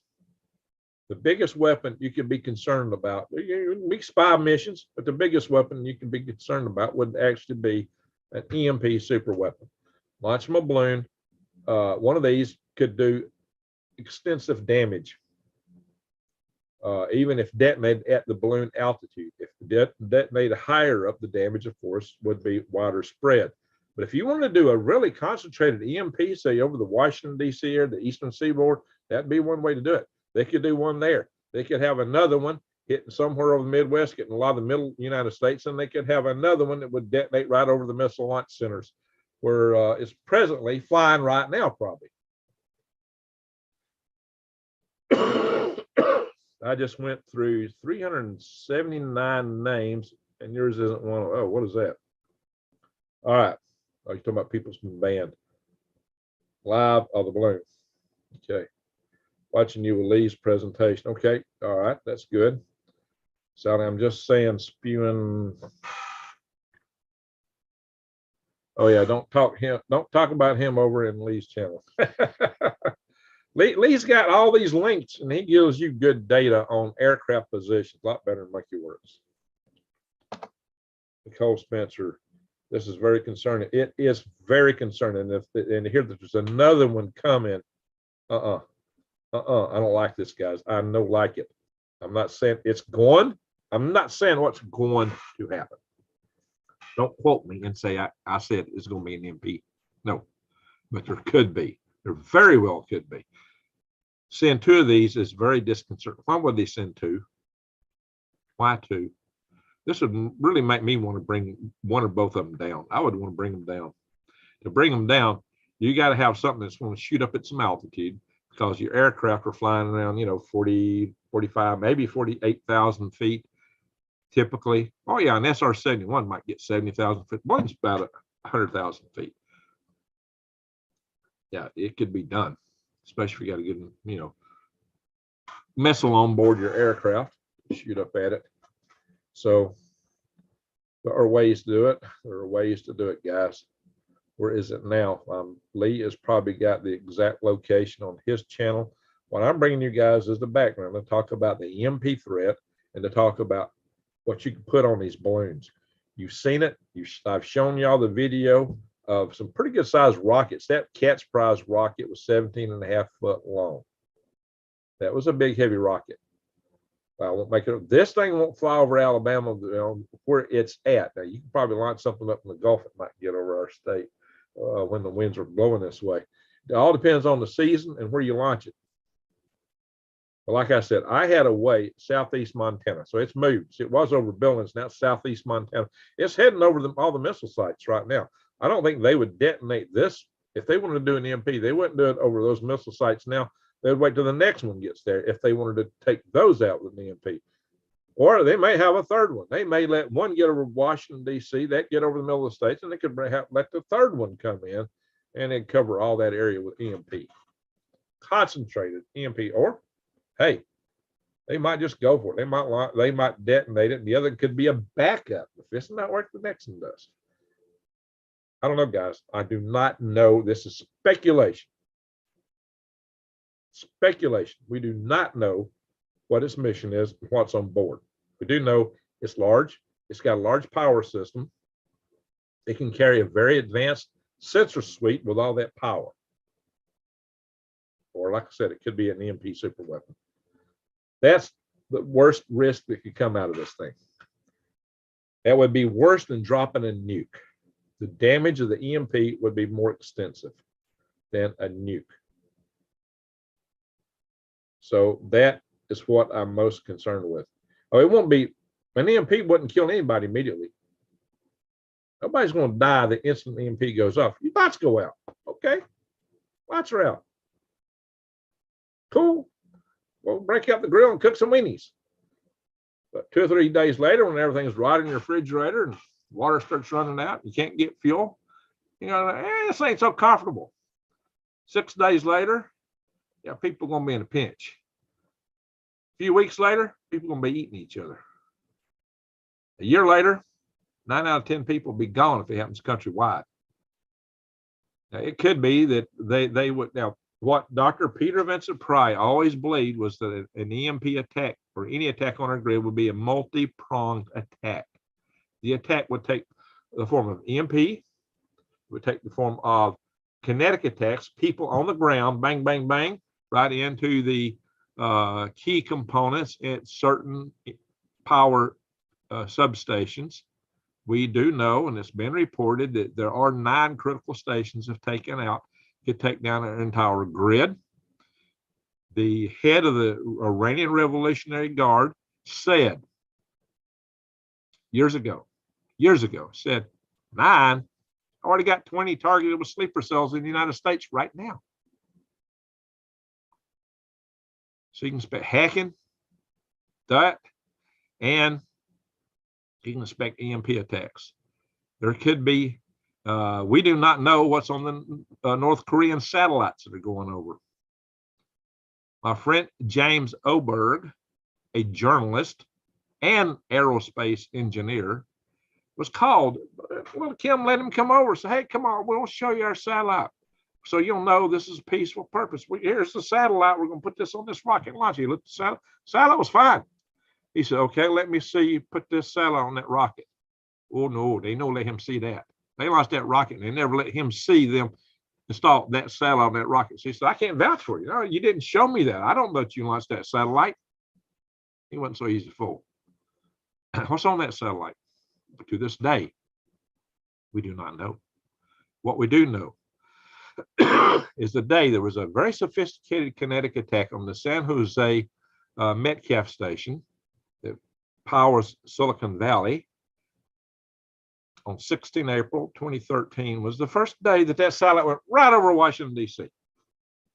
And at that point in time, North Korea had the Chongqing tramp steamer, big supply boat, running around probably in the Caribbean or in the Gulf of Mexico with 2 missile launchers set up fully capable within ISO shipping containers.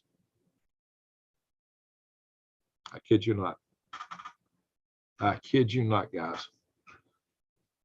So North Korea now has a lot more stuff than they had back then. That was 10 years ago. How we know they're not collaborating?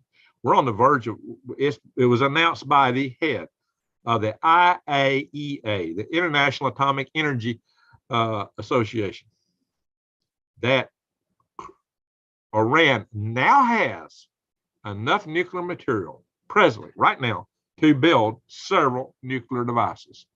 The head of the IAEA, well, he said that. The International Atomic Energy Agency, IAEA, the head of that organization, said that Iran has enough nuclear material to build several devices. That is the point that Israel and the United States previously and other administrations said they would never allow Iran to cross. We're practicing hitting Iran right now. And Iran is sending as a message, maybe only a message, let's hope it's just a message, a battleship from Brazil up to the Panama Canal. They got a lot of stuff that goes into Venezuela.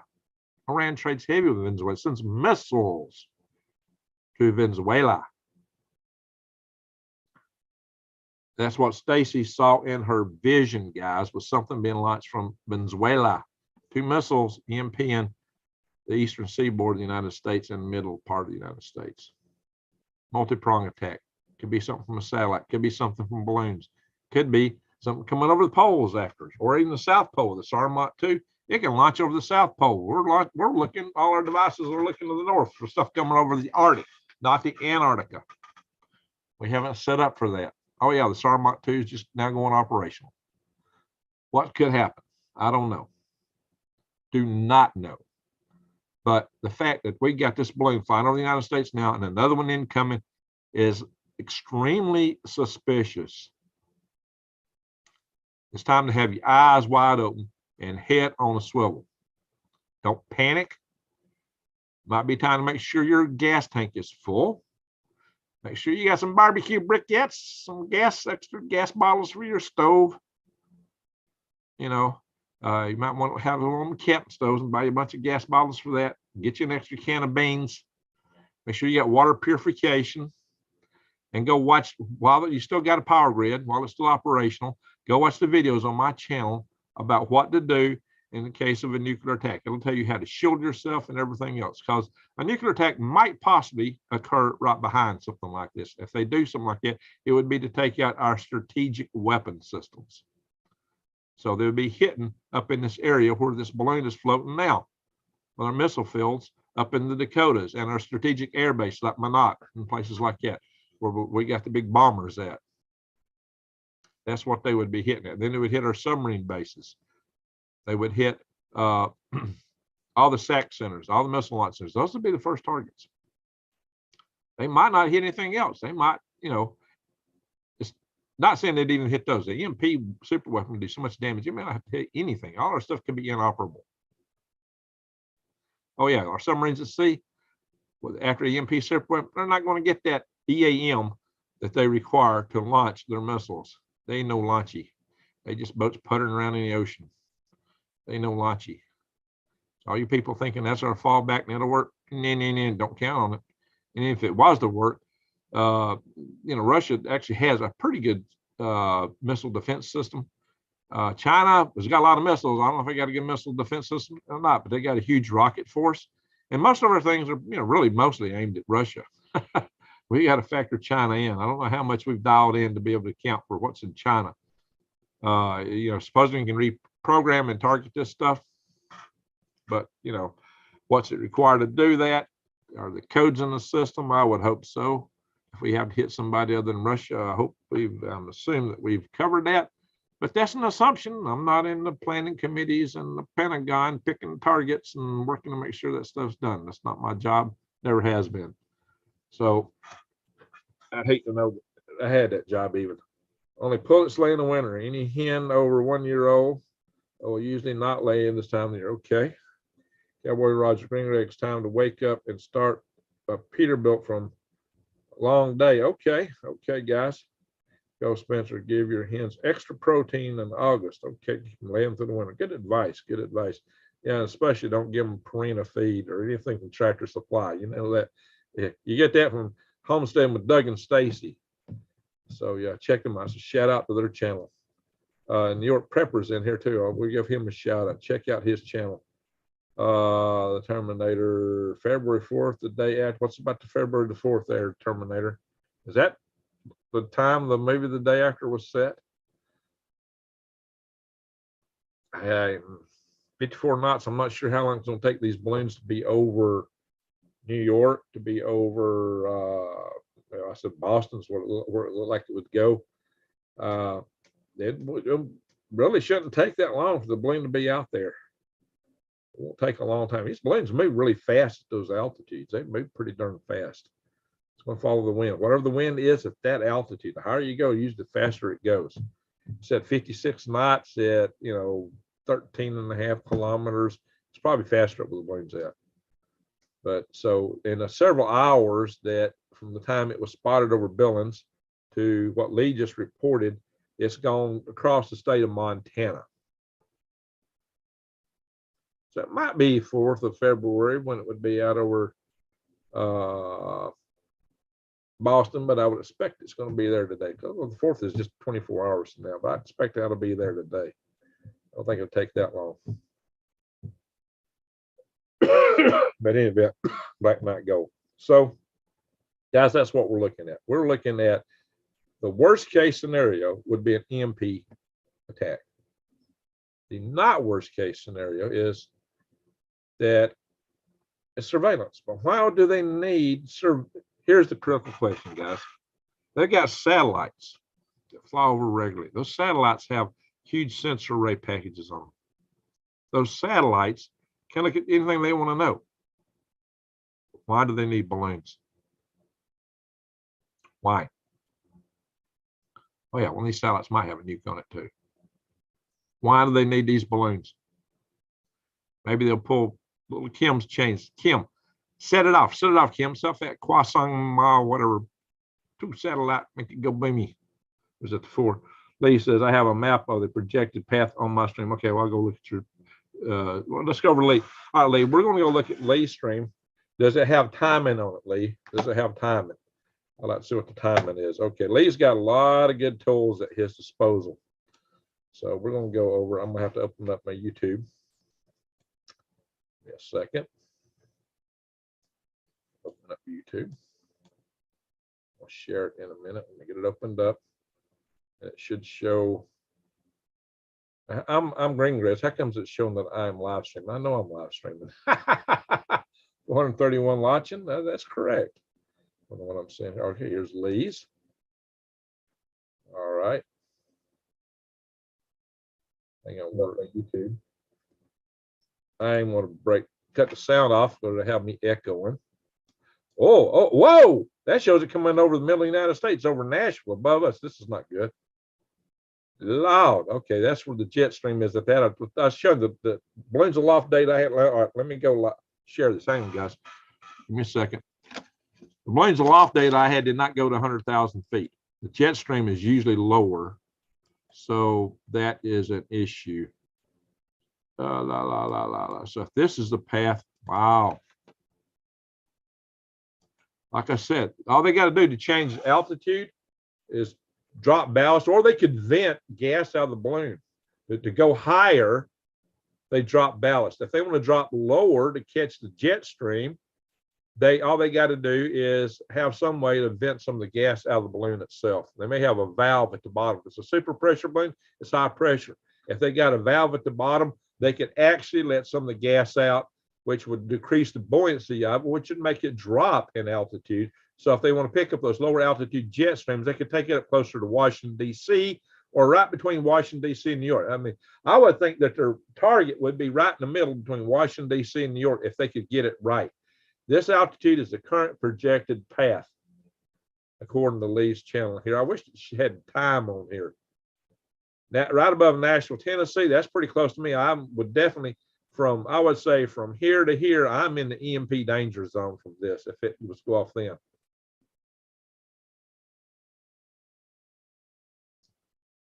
That's what I would say. So now let me blow this up. There we go. This is what Lee is showing on his channel. That's the flight path, guys. This is where it's at right now. Okay. Or where's where they first saw it. I think he says in South Montana. I heard him last. So that's what it's traveling those few hours. All right. So they got another one coming down. They could actually, by either venting gas or dropping ballast, change the altitude of one balloon, but not the other. They could take separate flight paths and go different places.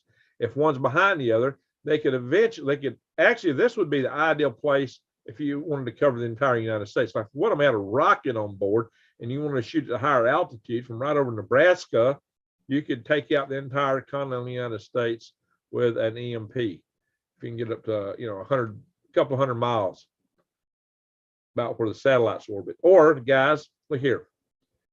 If they catch the jet streams I was showing you later by dropping altitude, which would be taking out some gas, then they could go, they could bring it right up through here, right between Washington, D.C. and New York. They could take all this out. And they got the second one. I don't know how far behind it is. They took that out. The second one might be here when they take it out. There may be a third one that they would target the missile fields with.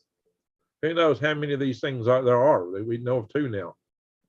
We don't know how many there are total. You know, if they know, they're probably not telling us. If they've been watching this thing from China, they probably knew it. They probably know what's out there and aren't telling us. So I guess one thing to watch would be see how they're performing in DC.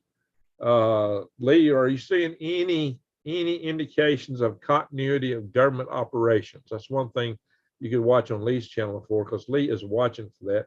Any indication of a continuity of government operation? Let me unmute and be quiet for a minute to see what I hear. You know, if they know, they're probably not telling us. I hear me. Mute again for a little bit.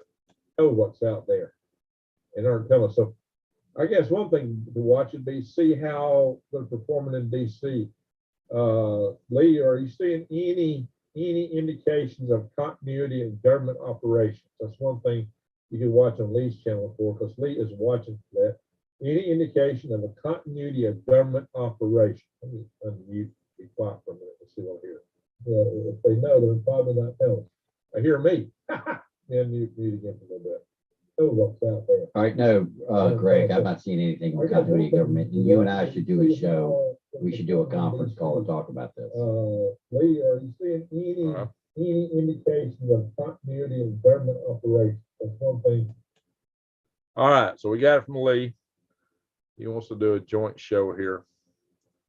All right, guys, we might do that here in a second. So I could send Lee my I could send an invite to this. Come in. Let's see here. I would have to go to my Zoom link here. In a second, guys. I got to stop the share to do this. Hello. All right, now I'm gonna hit the invite button. Copy invite link. Now what I will do from there is go over to my email Lee. So give me a moment, guys. Give me a second. I'm gonna shot him an email.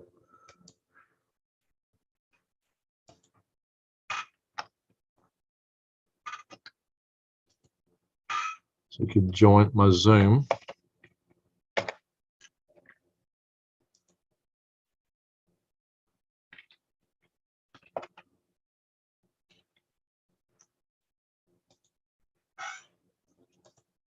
All right, I have emailed Lee a link. All he's got to do is join my Zoom and we're tied together.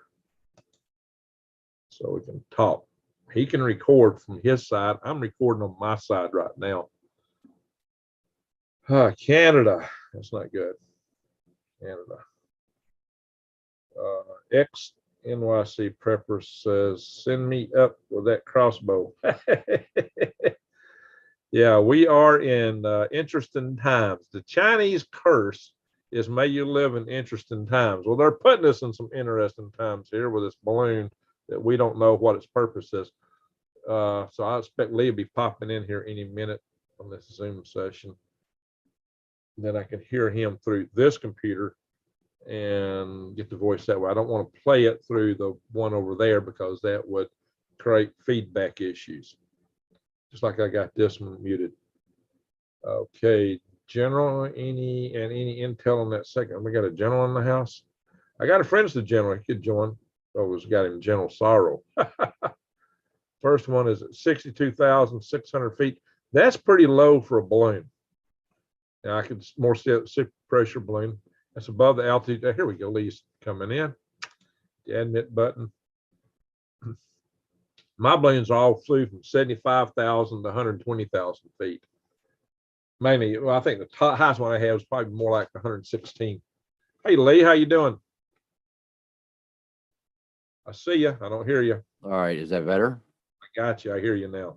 Okay, hold on. I'm going to change my camera and stuff here. So is that, there you go. Then I'm going to move this over here. All right, Lee, talk timing through that path. So that's the path. All right, I would say that it's probably going to take, and this is one of the reasons I wanted to do this with you.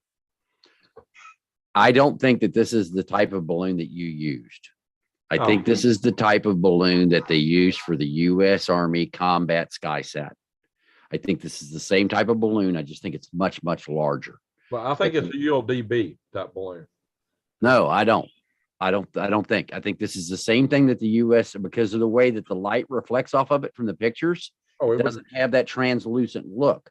It looks more like the Combat SkySat balloon. So you can look up on the internet the Combat SkySat, which is perfectly round, and it would make sense for it to be a Combat SkySat type of balloon. So is ULDB perfectly round. Yeah, but that's at altitude. Oh, even at altitude, ULDB is perfectly round. Right, but when I'm talking about when it's at lower altitude, it's more strung out. Well, I don't think that's a zero pressure balloon that does that. A ULDB would be spherical. Okay, all right, yeah, zero. That's what I meant to say. Combat. Yeah, I don't think it's a zero pressure balloon. No, it's not a zero pressure balloon. Right. Yeah. So the ULDB is not a zero pressure balloon. Yeah, that's what I'm saying. It's not a zero pressure balloon. Yeah. Okay, but I think it's. I've already ascertained that much. That's why I was showing ULDB to folks. Combat SkySat, is that the? Yeah, Combat SkySat, and the Combat SkySat is designed to fly between 60 and 80,000 feet. Yeah, well, I've flown some of them at altitude of 75,000. Yeah, so I've tracked one at 74,000 feet. That's the highest I've tracked a Combat SkySat, because I was part of the ACTD at the AEWE for the Combat SkySat. In fact, they're manufactured right there in Colorado. Here it says 65 to 95,000 feet. Yeah, well, it'll go that high, but they don't like to. They like to keep them under 80,000. Well, you can put more payload on it that way. Right. And so, well, the other cool part about it is they have better control over it at that altitude because it seems to work better for them, and they use a lot of ballast. So, and people on my side are saying that they can't hear me. So let me fix that so everybody on my side can hear me. Sorry about that, guys. So with the Combat SkySat balloon, what they do is they way overinflate it. Yeah. And set it up to carry way more weight than what's actually on the bottom of it. And then what they do is they put a bunch of ballast on it, and they let it go up to its maximum altitude and then start falling down. And when it gets to its minimum altitude, they drop another pound or half a pound or whatever it is off of it. And what they do is it's actually it's sand.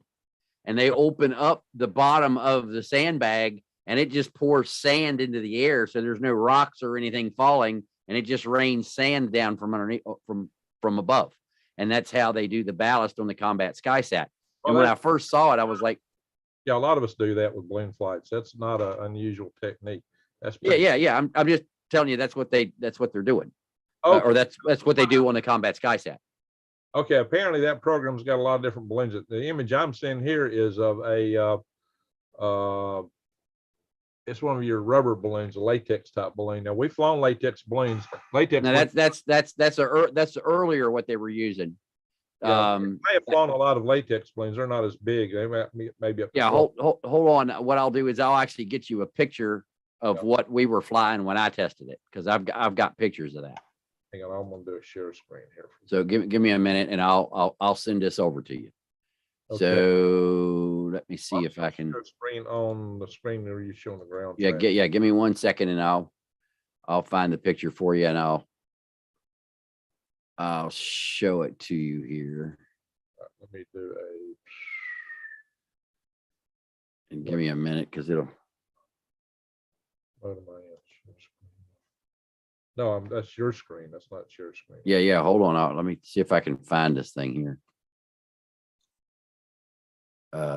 Should be right in here somewhere. That's your latex balloon there. Okay. Yeah. That's not what we were using here.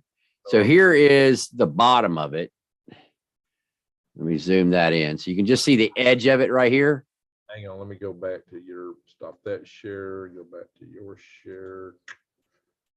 No, you talk, so you don't have to share. Well, I'm gonna get. Yeah. So you did. That's the bottom of it in the cradle. This is the ground station with the generator and my power system. But this is the bottom. Lee, I don't see that. Hang on a minute. Let me give you share. Hold on. Let me do this. Wait a minute. I'll get it for you. Stand by. My bust. There it is. There it is. Okay, I see it. Okay, so this is the bottom of the balloon right here. This gives you an idea of how big this is. This is about 12, 13 feet across and has about 7 pounds in it when we launch it from the ground. And the Combat SkySat under this is the same size as a cooler. It's actually a styrofoam cooler, and all of the electronics are in that styrofoam cooler. And that's to help it keep the heat that it has. So is that you don't. A lot of our electronics on our smaller ones, we put them in styrofoam coolers. Yeah. So we put them on the styrofoam coolers, and that keeps the electronics, keeps the batteries warm. So is at the cold temperature at 70,000 feet, which is well below zero. Doesn't freeze the batteries and shut it off. So we put the batteries and everything in there, and we're getting about a 48-hour flight, but we're not nearly as big of a bird as what this is. And so I believe that they have extra helium on board this, and that they have a ballast system on it, because to try to fly that thing from China, I mean, it's been airborne for over a week. Okay. So the record balloon flight is a ULDB balloon. It flew 100 days. Yeah. So I will show you that in a minute, Lee. We'll have to share screen to do that. I'm going to move to that page. Yeah. So I'm showing Greg the bottom of it right here. And I was going to try to see if I had any other. I thought I had another photograph of that balloon on the trailer, but I'm not seeing it right now. Yeah, that's how you fly a lot of your smaller balloon packages. You put the avionics in a styrofoam cooler. Yeah. We've done. And so dozens of the latex balloons like that, and we flew a fair number of the polyethylene zero pressure balloons. A latex balloon is not a zero pressure balloon, but once if they get high enough, they will burst. But you can keep them from getting that high by ballast control. Now you can do ballast control on either balloon type balloon to adjust their altitude, and that also includes a ULDB. Any of these balloons, you can do altitude control by drop. The favorite method is ballast drops, but if you wanted to drop altitude, you would actually have some way to degas them. That's hard to do with a zero pressure balloon, but we did have that for a balloon, a latex balloon with a valve built into the where you'd gas it up, basically. Correct. We do the same thing on the bottom of these balloons. So what we were doing is, and this is kind of like a vinyl. It's like a real thin vinyl type material. Yeah. And what we do is to bring them down in the end, they actually created an app that knows the rate of descent of the balloon for how big of a slit you put in the top of it. So it can calculate approximately where it's going to hit the ground from weather data. And it'll actually tell you, okay, if you want it to land in this field, you need to burn it down in 5 minutes.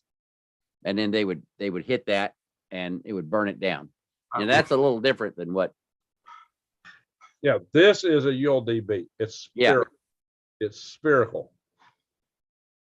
at altitude. Let me hold on. I've got some pictures of this balloon here with it tethered. Let me see if I can find that. They get flight times of up to 100 days. You could absolutely fly one of these from China. Yes, absolutely. 100 days. That's what they're called. Ultra long duration balloon. It is a super pressure balloon, not a zero pressure balloon. My high load Raccoon rockets were zero pressure balloons. Now it may launch looking kind of like a zero pressure balloon, but it's not going to have the gore vent. It's not going to have a gore vent down the center. It's not going to have the side vents like my balloons did. The pictures I'm seeing does not show any vents on the balloon that China's got. So that's why I said the fact it's fully inflated, I do not believe it's anything other than a super pressure balloon. It's not a zero pressure balloon. And I was showing, I went to Raven Aerostar site right here. This is the American manufacturer of all these balloons. There's the stratospheric airship. That they got the zero pressure balloons. I showed this, you might have missed this, Lee. This is the kind that I mostly flew. This would expand fully at altitude, and I can show you a video of that. And I've never flown one of those type. Everything else I fly, We bunch of- we don't take anything over 80,000 feet. Yep, we've flown a bunch of these. Now I have flown these at 75,000 feet. I've flown them at 100,000 feet. All right, so that is that one. Now to show you their, let's see here. Go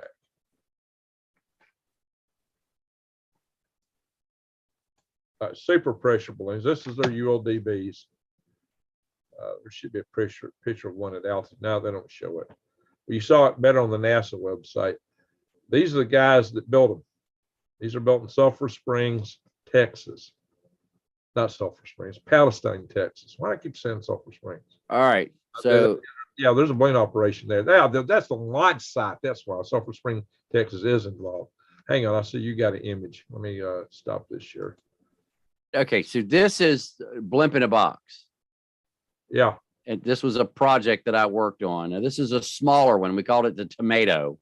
And the reason that this thing is bright red like this is because of the fact that we were launching this over white sands.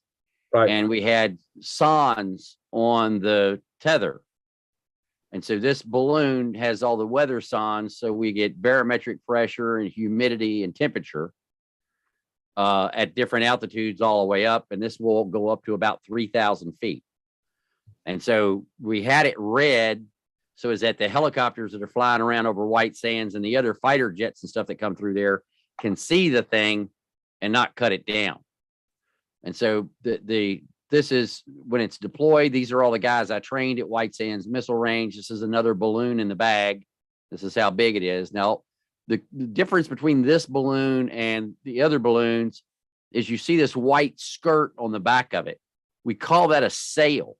And that sail catches. So when a balloon is in the air, if there's no wind, it'll float straight up. But when there is a wind, it wants to push it downwind. So what we figured out was if you put this sail down on the backside of it and you tie the bottom of the balloon to the bottom of the sail and you attach to the bottom of the balloon, when the wind goes by the balloon, the sail will catch the air, kick the ass into the balloon up, and it'll push it back up over top of you. So in a wind of 30 knots or 40 knots, where it would push your balloon off by 30, 40, 50 degrees downwind, by having this sail in the back of it, it'll only be 10 or 20 degrees off from perfectly vertical. Okay. And so that's this is what I did. And you can see here are the vents on the bottom. Right. And then there's an electronics, there's a wire that goes around to the top. And that's the burn down circuit. And sometimes it's in this, like in a bag right here on the side. Yeah. And so that burn down is operated in three ways. One, it has a GPS area that you will only allow that balloon to operate in. So if that balloon goes more than 2 miles or 3 miles from that GPS coordinate, well, we know that it has broken away, and so it'll burn the balloon down immediately. We also measure the altitude, the barometric pressure, like you had for yours to launch your rocket. We have a barometric sensor inside that says if this goes more than so many feet above sea level, that it sets off also. And we actually had a guy launch a balloon one time and it came crashing back down because he didn't take into account the altitude that he was at and thought that 3,000 feet would work. And he tried to launch it at 2,000 feet instead of getting it up to 3,000 feet. It burned down before he got it 1,000 foot off the ground. Then the other is a manual burn down. And that manual burn down is in the event that anything goes wrong and we don't like it, we can push a button and it'll burn a big hole in the top. Right. And that thing will be on the ground in minutes. Right. Of course. Yeah. It's going to start right down then. You lost all your buoyancy. Right. So it's preferred to bring it down with a slit. But if you hit the burn down, it cuts a hole in the top of it and it drops like a streamer. Oh yeah. Oh yeah. I know what that looks like.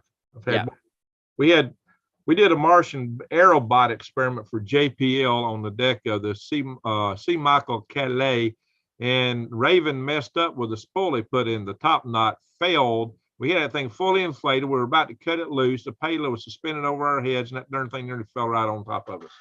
Wow. So this is what it looks like before we launch it. So because the envelope is so fragile, we don't have it touch anything on the trailer. That's on those pads there. And so we had, these are inflatable also. Yep. And so we pump them up with air. There's a compressor on here. There's a remote control spool and so on and so forth. And this launches it. So that's the, excuse me. That's what it looks like. Here's the team of guys that I trained when I was out there. These are all the guys that were on site. These are guys in charge of all of the weather and surveillance at White Sands Missile Range. And there's a fat man on a fat man. So the guy that brought this out for me to take a picture didn't like the fact that I had my boot marks all over the side of it. And he was complaining about I put boot marks all over the side of it. I said, look, after the first time you use this thing, you'll never see those boot marks. Slim pickings. Yep. Not so slim. So. All right, very good. Have you seen my raccoon launch for my Cat's Prize rocket, Lee? No. Hang on, I'll show you that. Yeah, we need to go. We've been on here.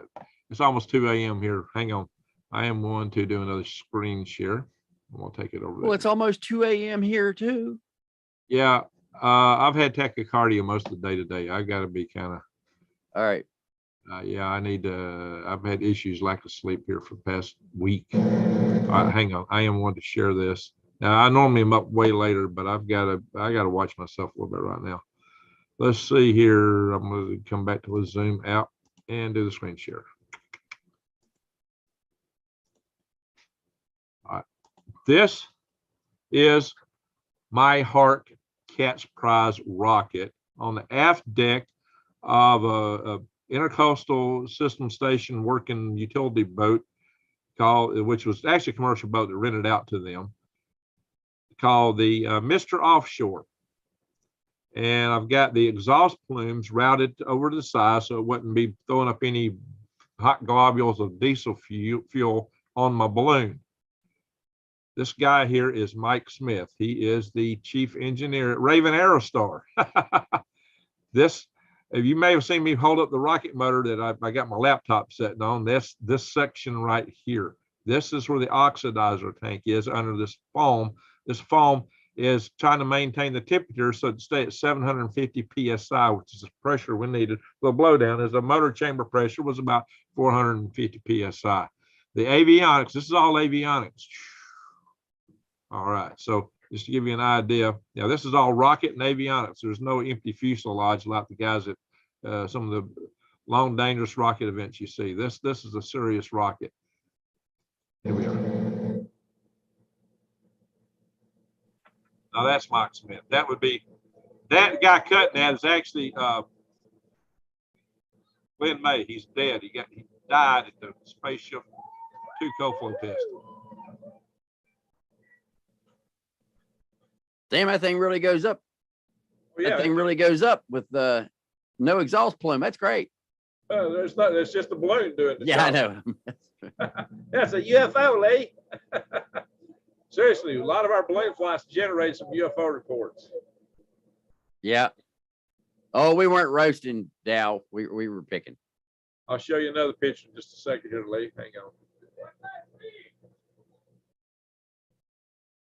All right. So at what altitude did you release, and at what altitude did you achieve?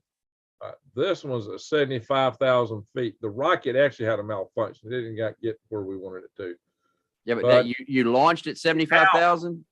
We've launched at 75,000. We have launched at 100,000, and we've hit the edge of space with our rocket that I got the prize for. Now, this is the actual launch video, Lee, from the balloon. And this is the gondola that had the greenhouse around it to help keep the temperature up, that and the foam. This thing is fully inflated now. You see the rocket right there. That's the rocket taking off right there. Now you see these are the vent tubes hanging down. This has got vent tubes. Oh yeah, I see that. This thing is fully inflated, but it would be venting some off out through those vent tubes. Now, after the rocket went, that thing kicks up in altitude quite a bit. I don't know what this is about to play. We don't. All right. So what altitude did you achieve on the rocket? I said it had a malfunction. It did not achieve a great altitude. What we had the separation between the oxidizer tank and the fuel gun. What you saw there was really kind of a steam launch of the oxidizer. Okay. That rocket had an issue. It came apart at the interface. We had a single bulkhead interface between the motor and the fuel grain, something that Burt Rutan claimed that he invented years and years and years later. No, we had that way before him. Every rocket we ever flew used that kind of a concept. Sorry, Burt. Common bulkhead between that as to try to sell the thing to what was the guy from Microsoft, Paul Allen, that paid for his development. He used that so-called invention as property right, intellectual property for Paul Allen. So it really hoodwinked him. I could probably claim that back if I so chose. But anyway, that rocket, the predecessor rocket, so we did better with. I had the Space Launch 1 rocket actually hit the edge of space. That was the first one we launched off of the coast of North Carolina back in 1997. So let me do a different screen share here. I'll do a screen share for a PowerPoint presentation. Find the right one. I got several open. Ooh, did I close it? No, there it is. All right, hang on. I am wanting to do this. I stole a picture from your other video. You're welcome to do that anytime you want, buddy. So let's see here. Oh, take anything you want anytime. All right, let me come in here. I'm gonna do a screen share. Ding, ding, ding, ding. Yeah, I knew you wouldn't have a problem with that. All right, that's what I stole from your presentation.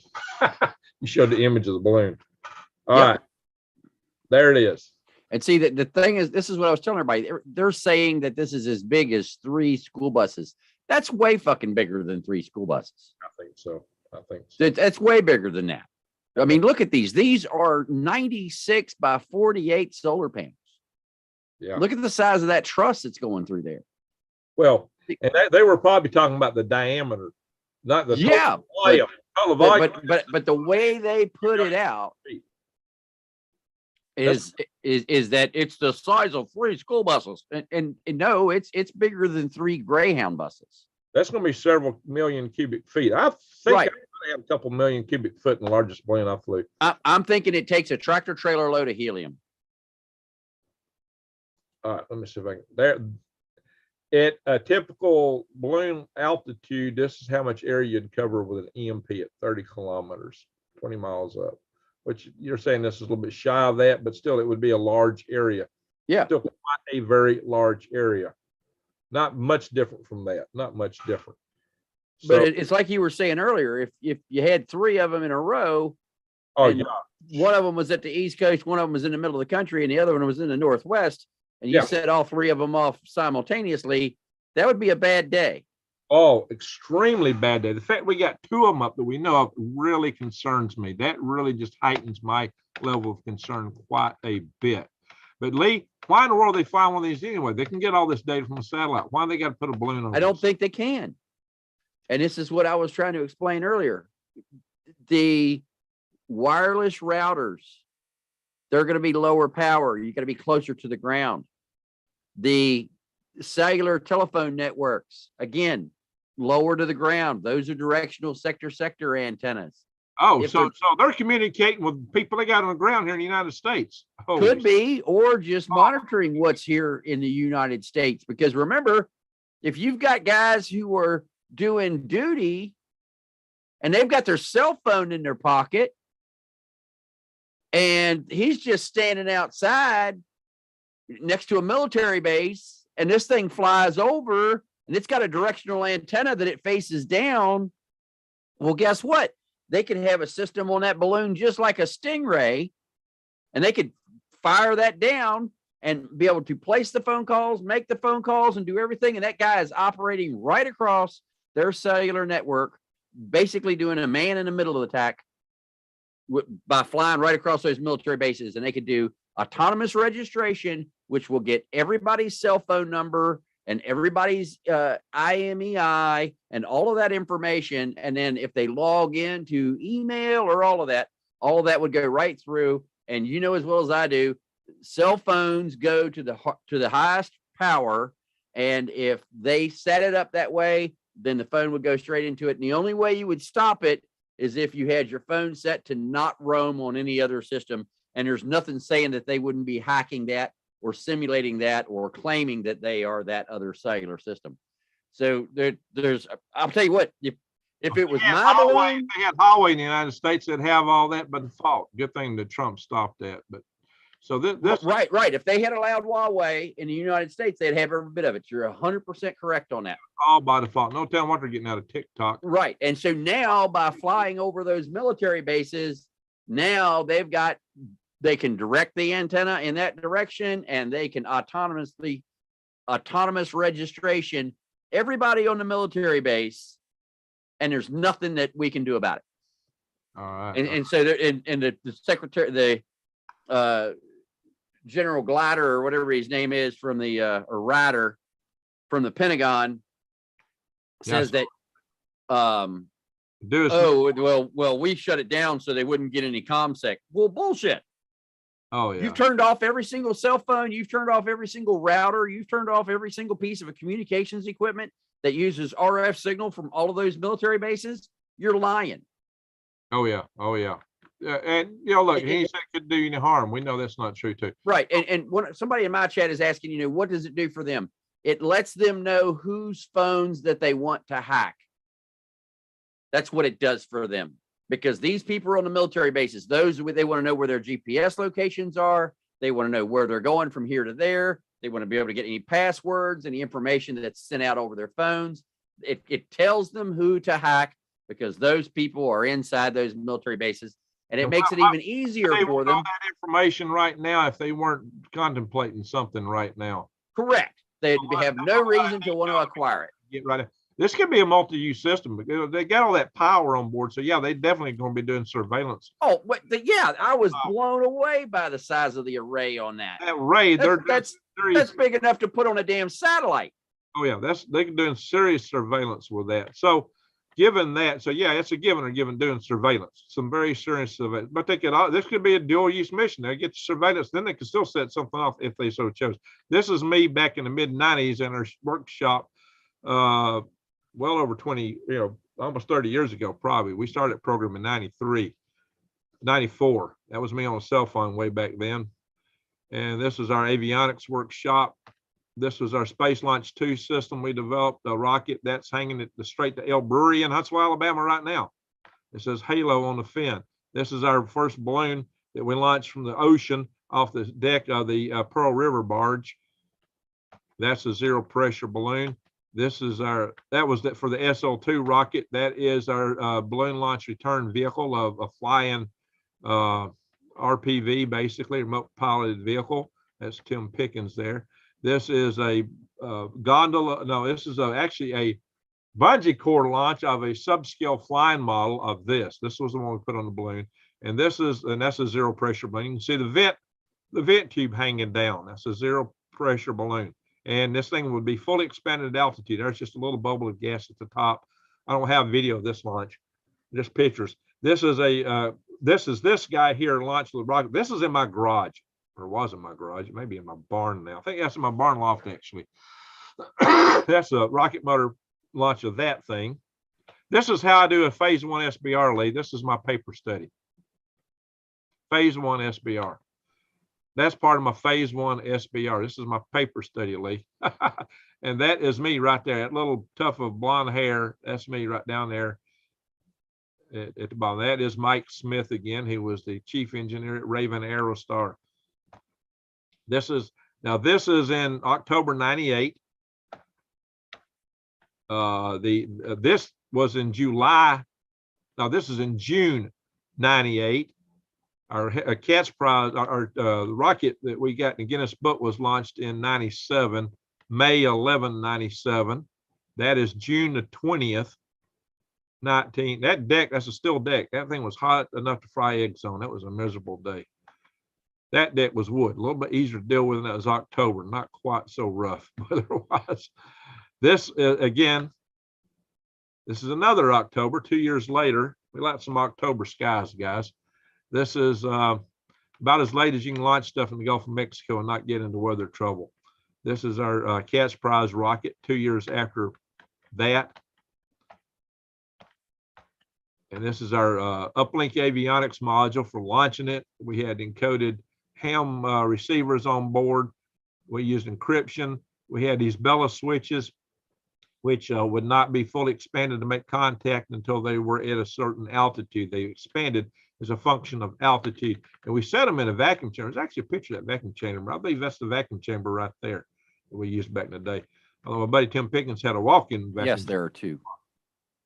That's our avionics. We didn't have cell phones and all the sophisticated stuff they have on them those days. We designed our own designed and built our own avionics boards.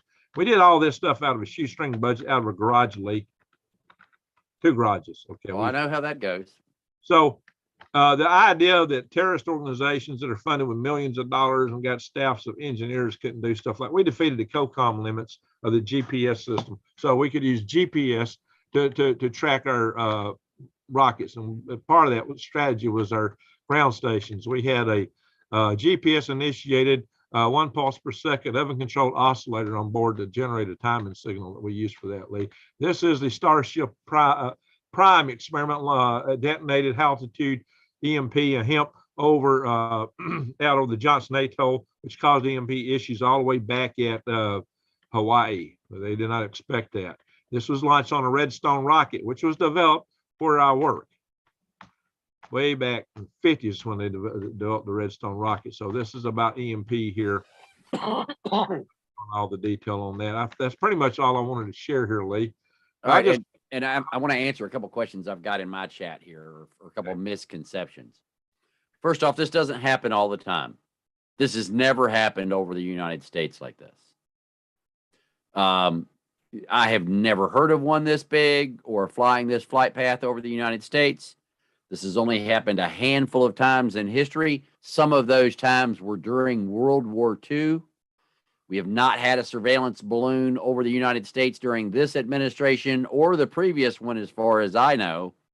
In fact, I don't know of any surveillance balloons or ordnance balloons that have flown over the United States from China or Japan since World War II. Now, there was one that flew up near Alaska, I believe, and there was another one that flew out next to Hawaii, but they were smaller, and they didn't have this capability. They weren't nearly this big. As far as the 2 aircraft or the 2 balloons, there are 2. It is now confirmed with DOD, both in the U.S. and in Canada. There are radar gaps. There's no doubt about that, but I will let you know that I don't believe anything that India News says, that if the U.S. says, oh, there's gaps in our defensive system. I don't use India News for anything, and I don't use Wyon for anything. Both of those are propaganda outlets for the Russians and the Chinese. So I don't use either of them for a source of anything except for entertainment. All right. So one of my guys says, hey, didn't we fly surveillance balloons in the Civil War? We did have manned balloons that we lofted up to see enemy lines on a couple of occasions. These are very sophisticated balloons that fly much higher altitude with a lot of electrical power on board, so they can run very sophisticated sensor suites, which could be, cherry picking and stealing data, like Lee was mentioned earlier, from the military members on the bases, from their cell phones and other comm systems. Also, to add to that, these could be carrying EMP super weapons. There was nothing like that during the war between the states, as I prefer to call it, launched from a Chinese ship off the Alaskan coast. I don't know how these were launched. That's possible. Or they might have been launched from Alaska, but off the Alaskan coast. If they're watching the winds aloft, these could be ship launched. I just showed you a video, me launching from ships. This is something I have done. Oh, I've got the track of it. Where do you know where it got launched from, Lee? Yeah. I've got the track of it. Stand by. Let me go get it for you. Was it launched from a ship? I've got that. And not only do I have that, I actually have the, I have the audio, of when they were, calling out the airspace to get everybody out of the airspace. And so let me get this up for you right here. The fact that they were clearing the airspace says that they were being somewhat less than absolutely genuine when they said that there'd be no possible harm. All right. So you see that? Okay, then launch in China. Yeah. So this is the backwards trajectory from NOAA. Okay. And so they're fairly certain it came out of China, and there's probably a radar track that shows that as well coming out of China. And they're tracking the second one now. I'm waiting to get a map on that. So as soon as I do, I'll. Good Lord, Lee, we don't know how many they're sending. Well, they could have one to go off over Alaska. If they time the releases just right, they might incapacitate our missile defense system based out of my old home base of Fort Greely, Alaska. Yep. So let me do this for you. So that's the map of it. And then this is what it looks like. Yep. And then this is the. 2453, is that correct? Yeah, just be advised, we just got alerted from Salt Lake. This is the audio of when they closed the airspace. We're on a ground stop right now, so further notice for a special mission going on over in the Livingston area. We don't know exactly when we can have our next departure. Just heading for further notice. Okay, copy that. 821 Salt Lake Center, I've got the information. They want you on a Livingston radio to refuel a Raptor 2. 821, copy all. We'll contact our ground control. Requested vectors for it, please. 821, getting information. Flight present heading, they're saying.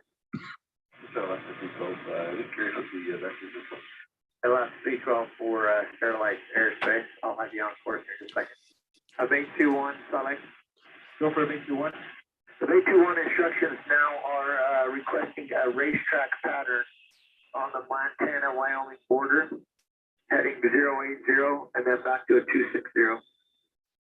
Let me know, same altitude as you're at. Let me know if you need some. That again, Montana-Wyoming border, 080 260. 821, copy that. Racetrack, Montana-Wyoming border, 080 260. We'll be taking 25 Rambo 42, Salt Lake Center, Roger. And 821, advise accepting Martha with Rambo 42. And Rambo 42, yeah, advise Martha with the 821. Okay, Rambo 42, conduct refueling, random refueling at 821. Maintain block 5150, 25190. If you need something else, let me know.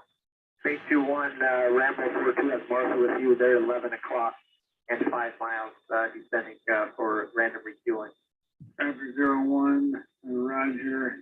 You are radar contact 45 miles southwest of the Billings COR. You're set to Nellis via direct. So that's what it sounded like when they were clearing the airspace. Okay.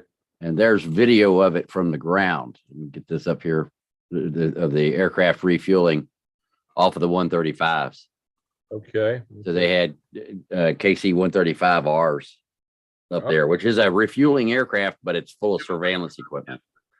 So they had those two fighters off of that aircraft there. Those fighters could possibly bring it down if they wanted to. Absolutely, but it wouldn't be a controlled descent, and it would come crashing down and destroy it. And somebody asked me earlier, is there any way that we could tell if there is an EMP type device on it? And if it's a nuclear type device to make an EMP, then yes, we would be able to, because we could fly a sniffer next to it and we'd be able to pick up the radiation. Oh yeah, once it comes down, absolutely. Well, no, I'm talking about just flying around it. We would still be able to detect. What are you going to fly around? Is it too high to reach unless you got a? Well, no, that's what I'm saying. We would be able to if we flew near it. So let's say that we're flying. It's 70,000 feet, which I think it's about 74,000 feet. That's just about 75,000 feet is where I think it is.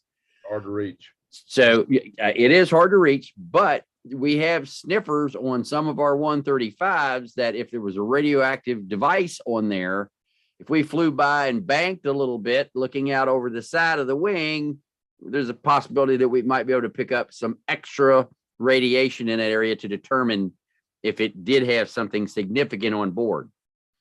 So a small dirty bomb would be one thing, but a nuclear warhead would be more likely to be detected because there would be a larger amount of radioactive material in a warhead than possibly in a dirty bomb.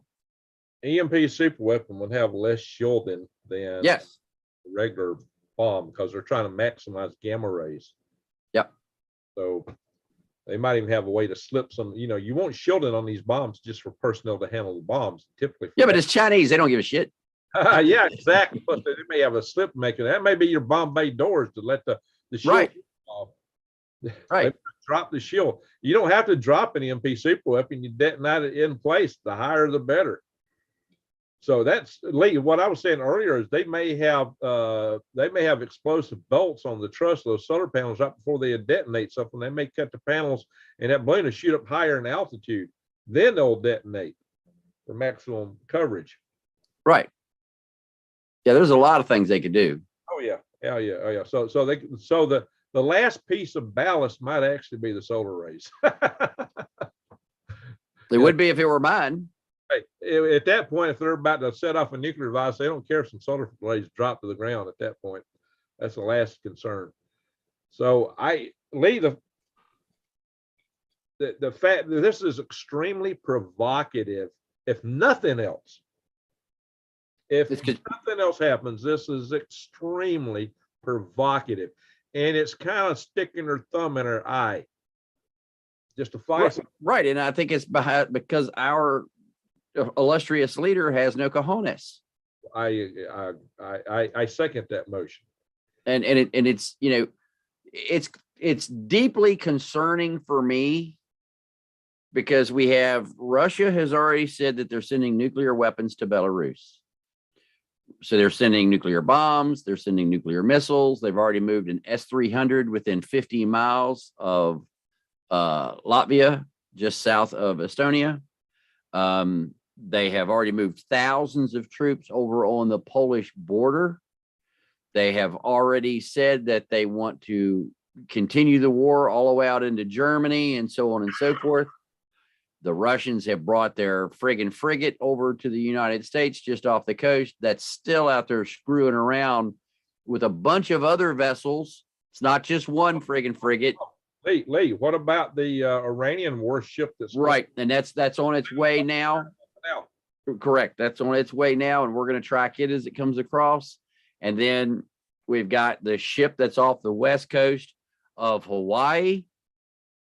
And then so between the Russians and the Chinese and what North Korea is talking about, there's all kinds of crazy stuff going on in the world right now. And that's why we got to keep a close eye on everything that's going on to be able to see everything. Sleeper cells here in the United States. You know, the Iranian Revolutionary Guard said he had 20 substations targeted by them over a decade ago. What do they got now? And our border don't allow anybody to cross those, so we're safe and secure. We don't have to worry about that. Nobody can get. Yeah, and that guy that was on a terrorist watch list, that's no big deal. Oh yeah, they got some Chinese coming across the border too. Yeah, but they got they caught some Chinese with some things that looked like nuclear bomb parts here a few years back. A good friend of mine was part of that arrest. And now they just caught an Iranian international terrorist in Texas just a couple of days ago. Oh yeah, that's the ones they caught. Who got through? Yeah, and the crazy part about it wasn't the feds that caught him; it was the local Texas Department of Public Safety. Texas state troopers caught him. Good for them. Yeah, our Fed's not. You know, what's the job of the national government? National defense and border security.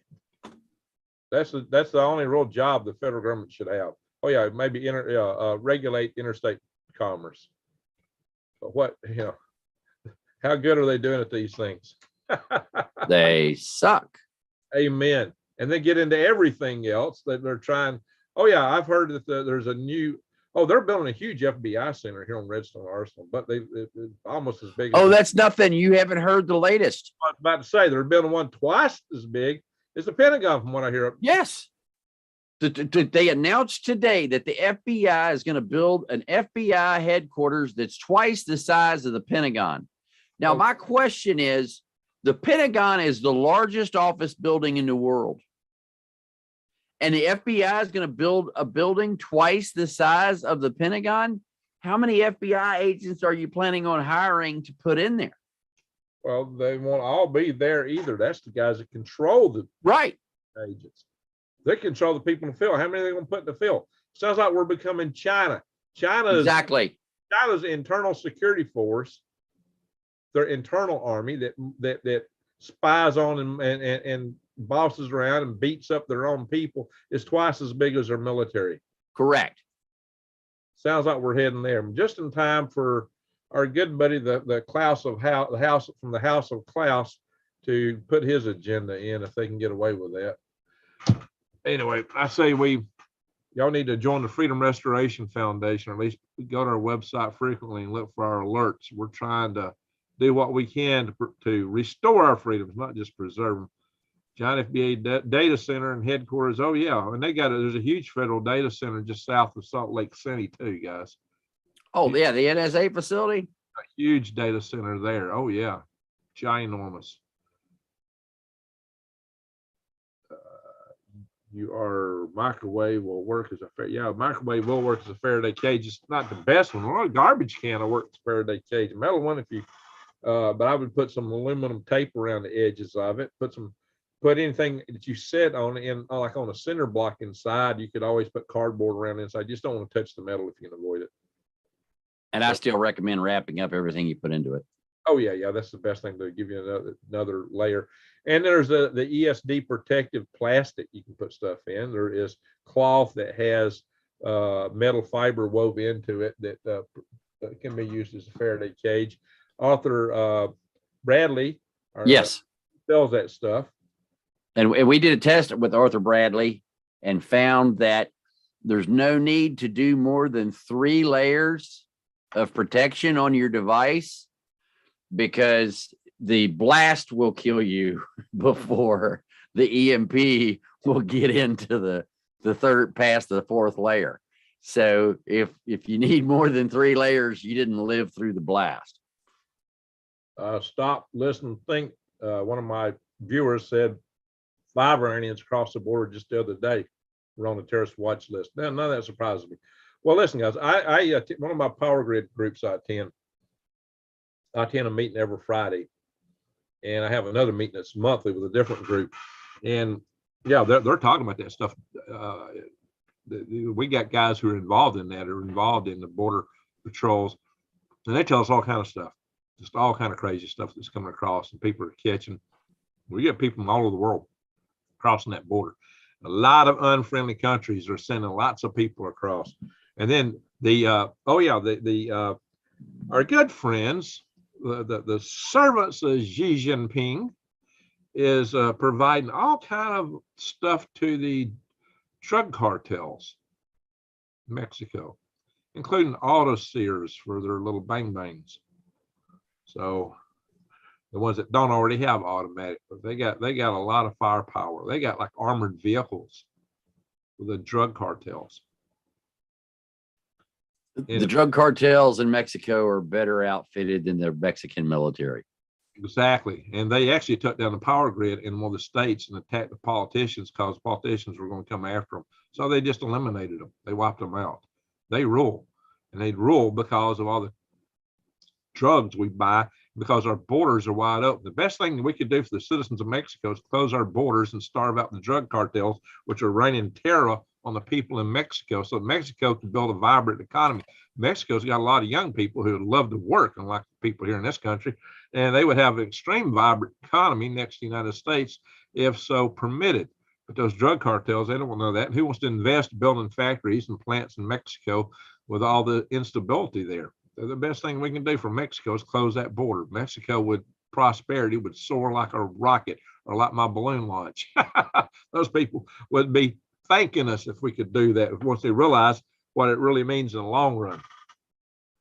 So it would be the best thing we could do for them, not to mention us, not to mention that we've had 100,000 people die of overdoses from fentanyl, which who gives fentanyl to the drug lords? How those China. China, exactly. Our good friends. Oh yeah. Xi Jinping loves us so much. Yeah. He is so good. The Tibetans love him. They've been almost obliterated. The people, the Uyghurs, the Falun Gong. Yeah, he's so nice. He's so wonderful. Oh my God. So AC says, I miss my Mexican bathroom cheese. Ace Lee used to be here in Huntsville. He's in Singapore right now. So we got a guy in the room who's he used to be right here, and he's in Singapore right now. So I used to be right there. Yeah, you did, and I've done several projects right there. I got pictures of me on Redstone. Yeah, and you've been to some of the companies I've worked for too, like what used to be called Penastar. They renamed it, moved it around. He's been on Wind Drive. You remember when the SMDC was located on Wind Drive? I believe so. Yeah. It had a Patriot Missile Office, project office right next door. Yeah. Yeah. Because I used to work in the office just to the south of that, right down where you if you come in, and the Patriot Missile there is on. I think that's the west side of the building. And North you go. Is what? It's on the north end. It's all on base now. It's all on base now at the Von Braun complex. Well, no, I'm talking about on base, the one on base. Oh yeah, on base. Yeah, now I'm talking about on base when it was at Wind Drive on. Okay, yeah. Well, I'm talking about where it is now. I used to work in the building right beside where it is now. Is what I was trying to say. Right, literally right behind it. that. So if you come by there, because we were doing a 400 hertz power system for the Patriot. Because a lot of people don't realize that operates at 400 hertz. But if you go right past that building and you go to the south, Patriot Missile Battery is on the west side. If you go to the south, right behind that, there's another building. And if you look out behind that building, there's this great big thing that kind of looks like half of a shipping container, but it's only half as tall. That's full of batteries. That's a hybrid system that I designed to operate the Patriot. That's why it's right there behind the building. My Patriot missiles out of Fort Bliss.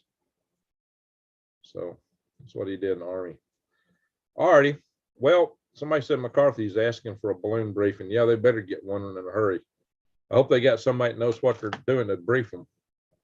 I ain't interested in running up to Washington, D.C. right now. Yeah, me neither. I don't want to be there, especially considering they might be a target for an EMP. I don't want to be anywhere near there. That'd be the bad place to be if it goes down. You won't be able to go nowhere. Won't be able to get out. Yeah, Lee, when I used to go up there, I used to like stay with a buddy up in Cabin John. I would kick into DC by coming down Massachusetts Avenue, basically, getting in DC from that side. Yep. That way. And all the people crossing the Potomac, those bridges, they'd be backed up for hours. I just zip right in. You got to go around a lot of roundabouts like Sheridan roundabout and all those through there. Well, what I did was I would always stay in Chantilly. Oh yeah. And then I wouldn't schedule any of my appointments at the Pentagon until 10 a.m.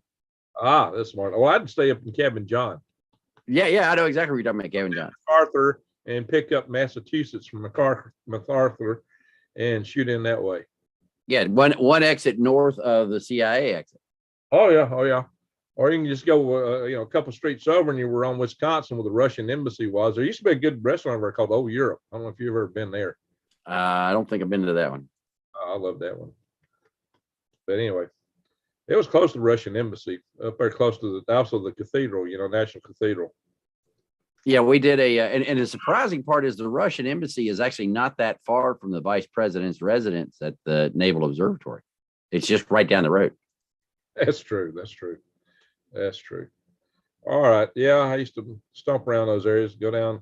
You ever been to the Brick Skeller? Don't think so. Okay. And I don't know if you knew this, but the top of the Russian embassy is an RF antenna array all the way around. Oh yeah. Yeah, I've been by there many a time. All righty. Yeah, I've run the halls of Congress quite a number of times too, and been to FAA up there working. Leesburg. Huh? Out at Leesburg? No, halls of Congress in No, I was talking about the FAA. Oh, I went to the one that was there in downtown DC. What was the name of that? No, it wasn't out of town. It was in DC. Yeah, I haven't been to that one. The only one I've been to is the one out at Leesburg. I went to the main headquarters downtown because I was having to do launch license waivers basically with them. Him a big data package for our rocket on that Cat's Prize rocket. I dealt with local FAA for my earlier launches, but for that one I had to go all the way through those guys. We had to clear stuff to the FCC and FAA, and I used Eglin Air Force Base in my range schedule. That made our life a whole lot simpler dealing with FAA. Once they really knew that was handled, they didn't worry near as much about our stuff. And Eglin went really easy on us back in the day. I had some good friends down there who were real helpful. But that was back in the 90s, late 90s and up to 2000. Anyway, Lee, well, that's what I got. I think maybe, is there any new intel, any third balloon or anything sighted, any other? Give me a minute to look here. We know where the second balloon is now. Is it still over Canada? Yeah, it's still over Canada. Not Alberta or where? I don't have that. Probably British Columbia or Alberta from what I was looking at the jet stream earlier. Now, if this thing were to follow the jet stream, it'd go out about, if it were following the jet stream, it would come out about Boston. So this is higher than the jet stream, so it's got a little different path. Now, if they wanted to bring it into Boston, or if they wanted to even bring it into the DC area between DC and New York, which is, I think, would be optimal for an EMP, then they would probably drop altitude by venting some gas off, pick up the jet stream, and then move them in that direction. They can do that when they get, say, down to Missouri or somewhere. Well, that's good that they can do that because I don't drop any altitude when I vent gas.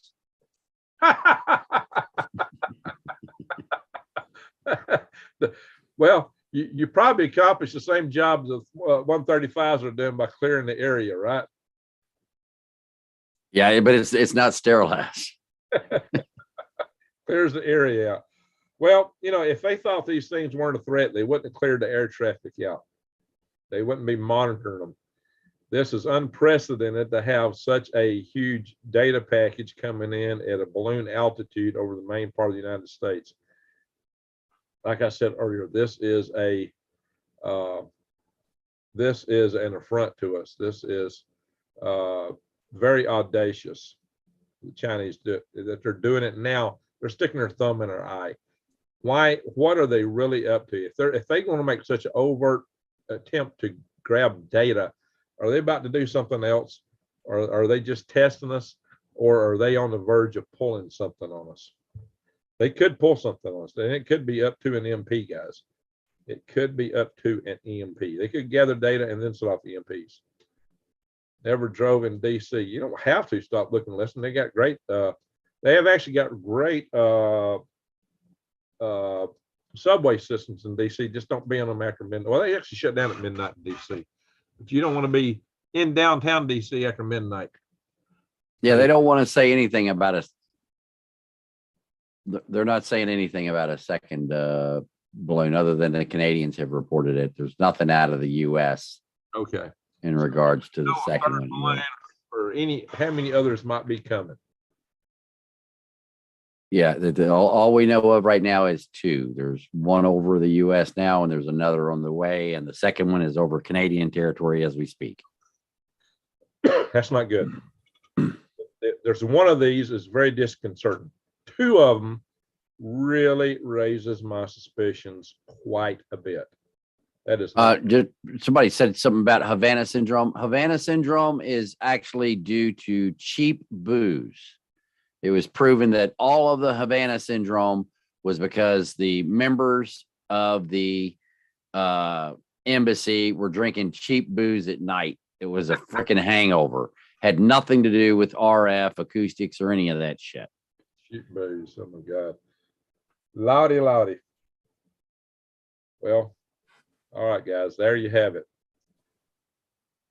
I think I'm going to end it for here and now. We've got, I got 413 in the house on my side. That's good.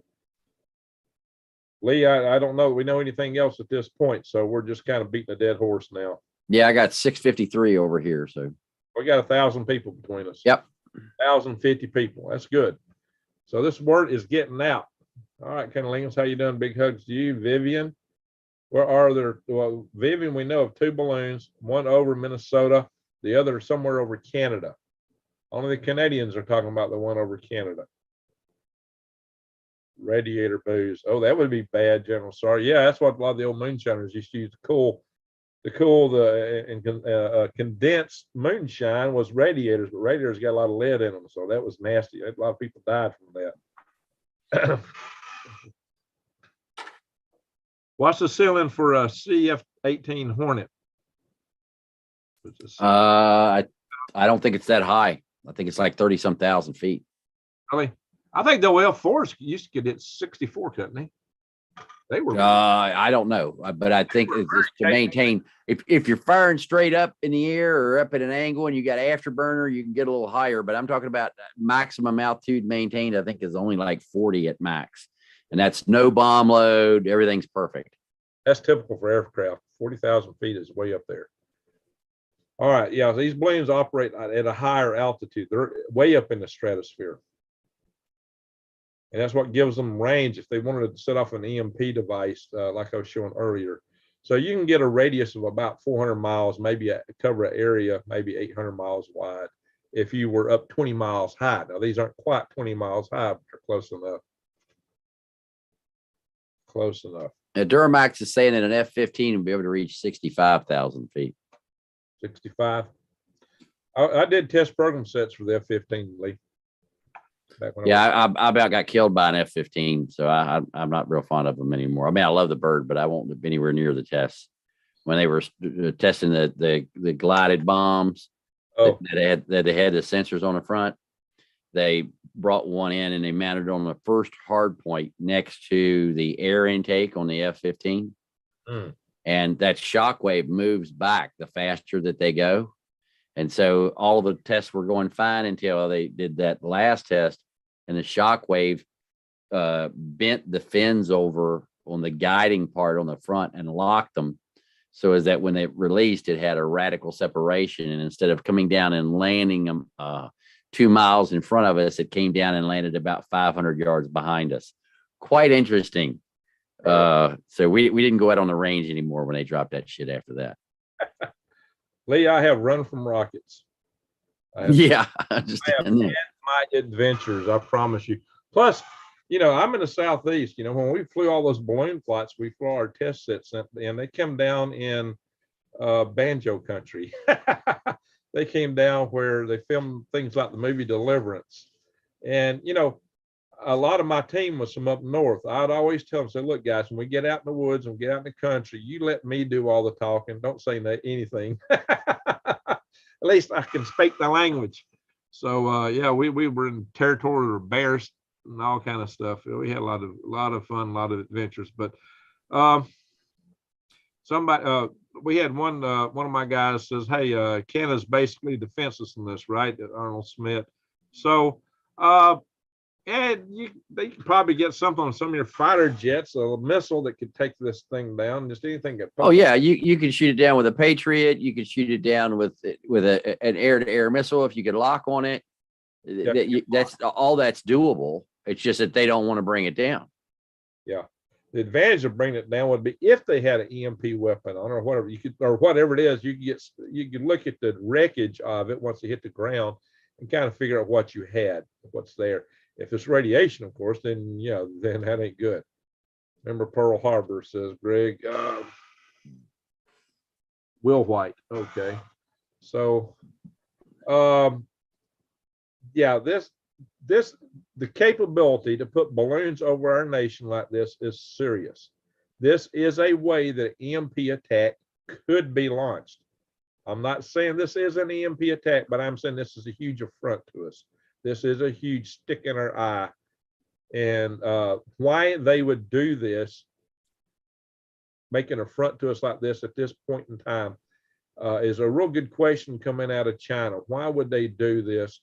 Are they about to do something? Is this the way they're going to launch an op on us? Because it's just a balloon, as the Defense Department guy said. It's just a balloon. What could it do? They basically said there's nothing to worry about. And, that may not be entirely true. That's the problem. Well, the way I look at it, it's a balloon with a 4 kW solar array on it, and they didn't put a 4 kW solar array on it for the hell of it. No. Well, It's auto tracking. General Pat Ryder said the balloon is currently traveling at an altitude well above commercial air traffic. Well, that's true. And then he said, and does not present a military or physical threat to the people on the ground. I would say that statement is somewhat less than absolutely accurate in several different ways. One, from the data gathering you were talking about, and two, if it were an EMP device, and three, if the darn thing just failed and fell down in the wrong place, it could pose a hazard to the people on the ground.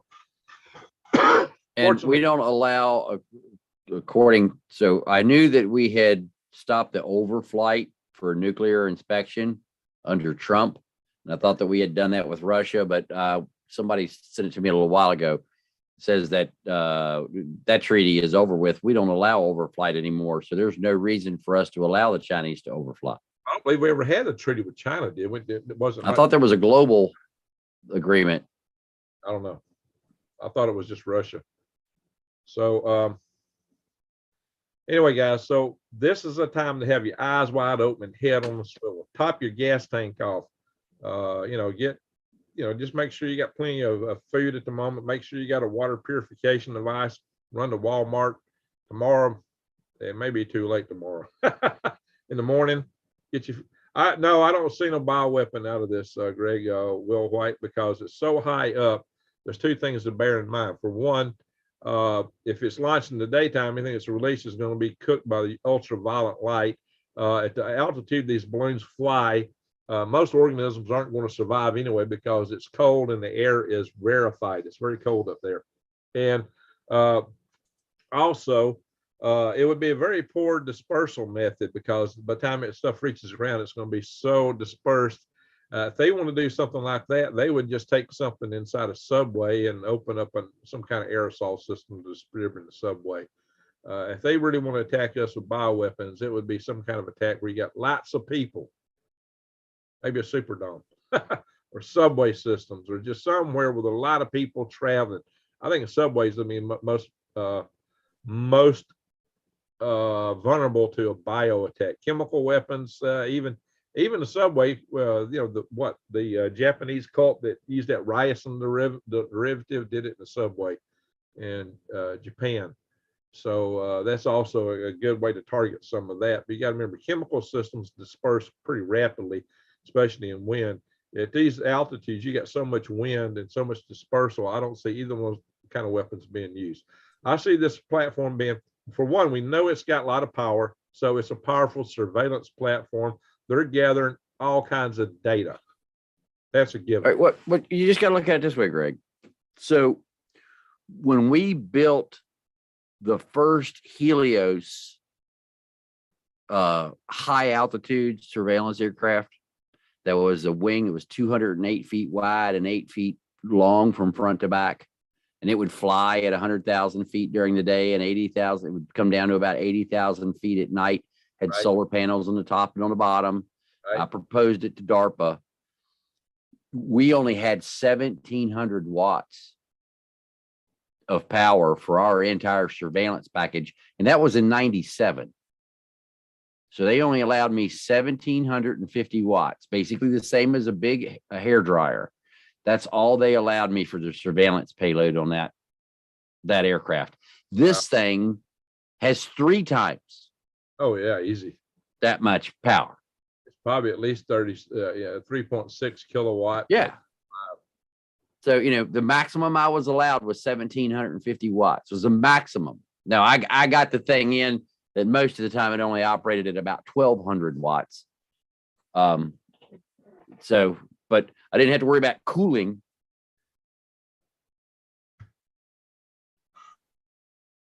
Yeah. Well, you're pretty cool at some of those altitudes.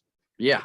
Well, between 80 to 100,000 feet, all you need is a piece of aluminum on the outside of the craft, and you're pretty cool. Yeah. Well, it can be like 60 below zero in the summertime. Right. That's what we were measuring some of our balloon flights, like 60 below zero right over Alabama in the summertime. once you get up high enough. So yeah, that's why you use the styrofoam. That's why my rocket had styrofoam on the oxidizer tank, and we built a greenhouse gondola around that. It was because we wanted to keep the oxidizer warm to keep it up to pressure, because we had a pressure blowdown system. So that's what we did. We did that on our very first Raccoon rocket, the Sky Launch 1 rocket that we launched on 11 May 1997. So I've been launching rockets off balloons from 97 to the year 2000. I had spent from 94 up to 97 flying test sets on balloons to test various ignition components, subsystems, avionics, things like that. We did a lot of testing before we actually started putting the rockets on the balloons. But anyway, so yeah, we flew dozens and dozens of balloons of various types and sorts. So that's how I come to know the head of the Raven Aerostar. He and I actually wrote a scientific paper together on the return of the balloon as a research platform back in the late 90s, somewhere around there. So that used to be available online. I don't know if it's still out there. So Lee, I think we've beat this horse pretty good. I've been on air now for 4 hours. I don't usually run that long. So Yeah, roger that. I probably won't get a lot of after watchers for such a long video. Yeah, roger that. So, but in any event, that's the gist of it. We've got 2 balloons flying around in the in North America right now that's been reported. One is reported by DoD sources. The other is being reported by sources in Canada. And from what I saw in the chat, it looks like Canadian military. So in any event, so this is a huge affront at the least. At the worst, that's the least case. At the least case, this is a huge affront. It's a stick in the eye. At the worst case, this could be an EMP super weapon attack in the making. If it is, it would be a multi-pronged attack. They would not just use balloons solely as the only platform for doing this. There would be hacking. There would be ground organizations taking out substations. A lot of stuff would go down because this would only be a part of it. They would use these to get a super concentrated, high field EMP over specific target areas. Then for more general target, they might use something at the altitude of a satellite. And who knows? North Korea may already be playing in that game for them. Things are getting interesting over in Europe as well. Oh, We've got 2 AWACS up over one south of Romania and one just to the west, one to the south of Moldova, one to the west of Moldova. And the crazy part about it is the one that's from the west of Moldova just turned their transponder back on. wow. So it doesn't show the track of where it was. That one, if it passes Nashville, now we've had clouds and rain, but if it were clear, there's a good chance I could see that balloon. If it were a clear day, I could probably see that. Yeah. Oh, yeah. I'm 8 miles south of the Tennessee border, right in the top middle of Alabama. Well, you would be able to see it for at least 40 miles in every direction, and the time to look for it is right before sunrise or right after sunset. Yeah, that's when because it'll glow like the moon in the sky. Oh yeah. Or my greenhouse with all the lights turned on, which I'm gonna have to. But my greenhouse got to have a heater turned on. Yeah, just realized it's below freezing out there. I got to get outside. Let me see what temperature we at now. Yeah, this got me very distracted here. I got to run outdoors. So what my local temperature is now. My greenhouse will stay warmer, but I know it's below freezing out here now. Yeah, we've just gotten above freezing here. Well, actually, I take that back. We're right at 32 at the studio. All right, we're 31 degrees outside, so I'm dropping to 28. Actually, my greenhouse will probably be okay. Yeah, if it's only going to 28. Yeah, that's not where I thought it was going. I thought it was getting colder than that.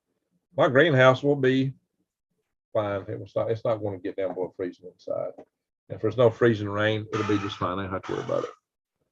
That's good news. I have to watch that kind of stuff, and it's always the wee hours, but I got a bullet heater I can turn on, which will provide enough heat for about 4 to 6 hours, about the time I normally sleep.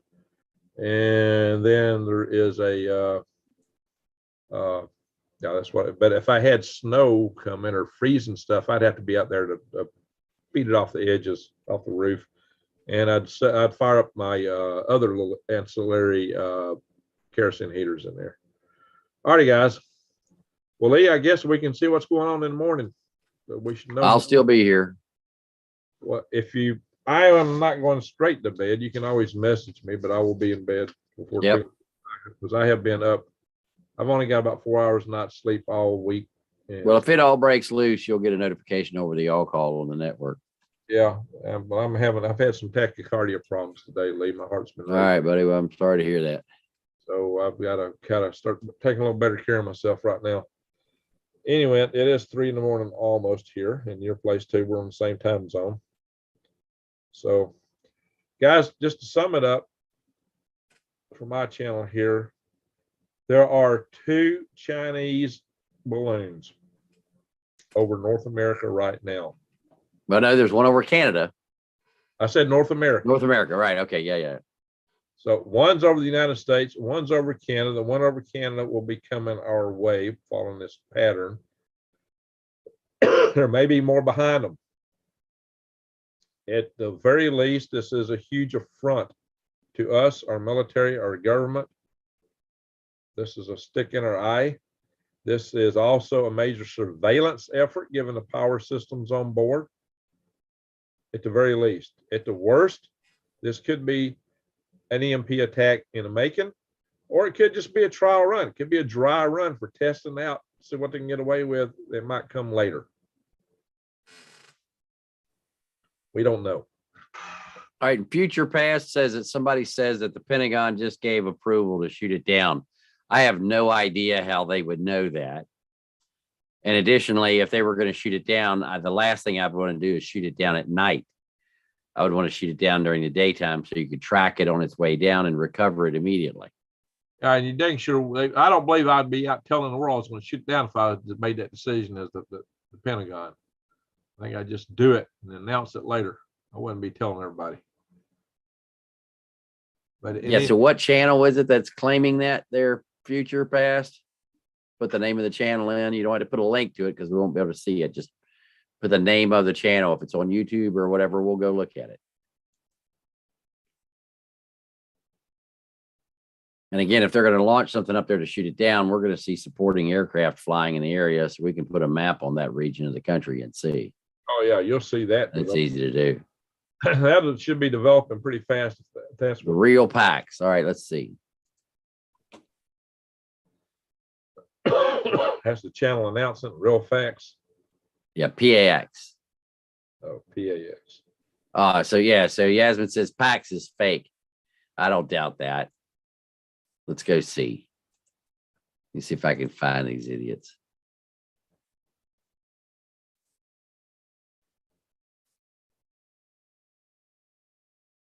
Hey guys, half dead. Keep it clean, half dead. Keep the language clean. My channel. Yeah, I doubt that's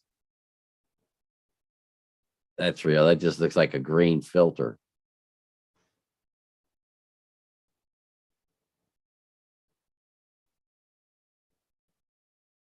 Have to see how much moon is out there tonight. Should be a full, Oh, that's BS. They're claiming that it's coming across Mississippi. Well, we know that they're full of shit. full moon on. They're tracking the balloon that is on That's not the the- balloon that's on flight radar down in the middle part of the country, and they're claiming that is the different balloon. yeah, that is the different. That's not even the real balloon.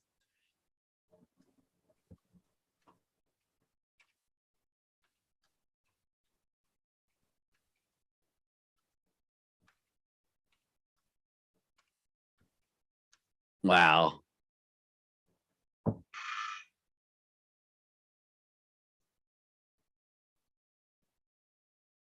Well, they've already blocked me, it looks like.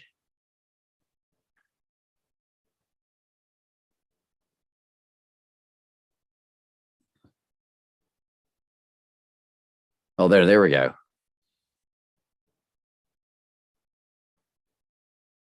All right, Lee. All right, my friend. I appreciate your time. Appreciate your support. Where's the balloon at right now? The one over the States. Do you know where It's the one over the States is down, getting close to the southeast corner of Montana.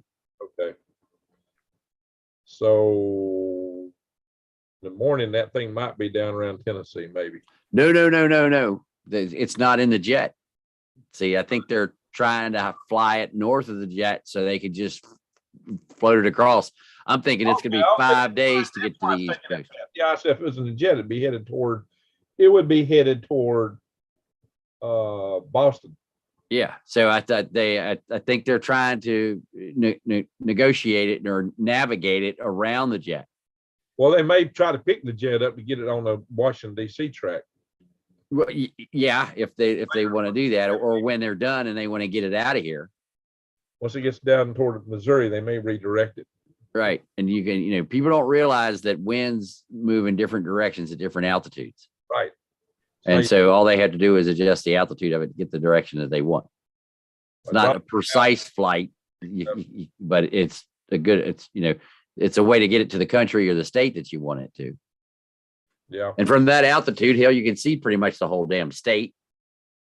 Oh yeah.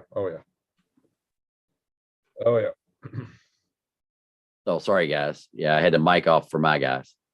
So yeah, it's going to be 5 days. I think 3 to 5 days to get it to the East Coast. They're trying to go around the jet, and that PAX is BS. They're not even. That's the wrong map. They're claiming that it's down next to Tennessee, Alabama. That's not even this balloon. And the image that they're showing, I think, is a loop of the balloon with a green filter over it. It's not even the live video. All right. So somebody said we could afford to lose Boston. Well, the problem is it would get a lot more than that if it was off the MP device. It would get most of the megalopolis, DC, up to Boston. And Broken fish, where's that aircraft? Somebody seen an aircraft? Yeah, he's on flight radar 24.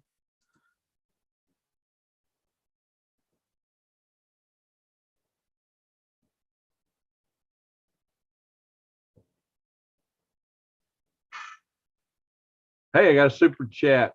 Appreciate it. Here's 10 beard bucks. How you pronounce that? It's Mataka. I don't think I'm making the pronunciation correct. Sorry about that, but hey, appreciate the super chat. Thank you very much. After been on so long, that really helps. Because the longer I'm on here, the less revenue I get from advertising. Probably get nothing out of this video. It's been so long, but I appreciate that. That helps. Thank you there. Mustang Sal says, don't try us here in Georgia. Hey, you better watch it over Alabama too. Yeah, interesting question in my chat, Greg. What is U.S. airspace as far as what we own as opposed to orbit, low orbit? What do we own up to? 100,000 feet, 80,000 feet? What is ours? It's something like that. About the altitude aircraft fly to, maybe 60, 70,000. We considered, when we fly over the SR-71s to be in international airspace, but nobody else recognizes that. They shoot at them when they can. Boondock, thank you.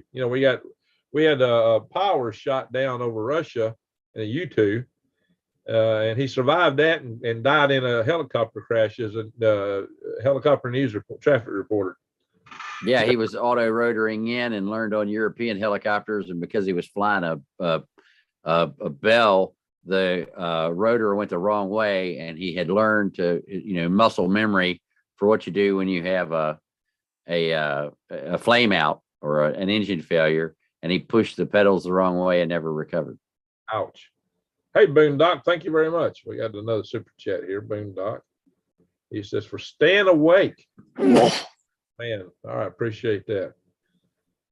Do appreciate you guys very much.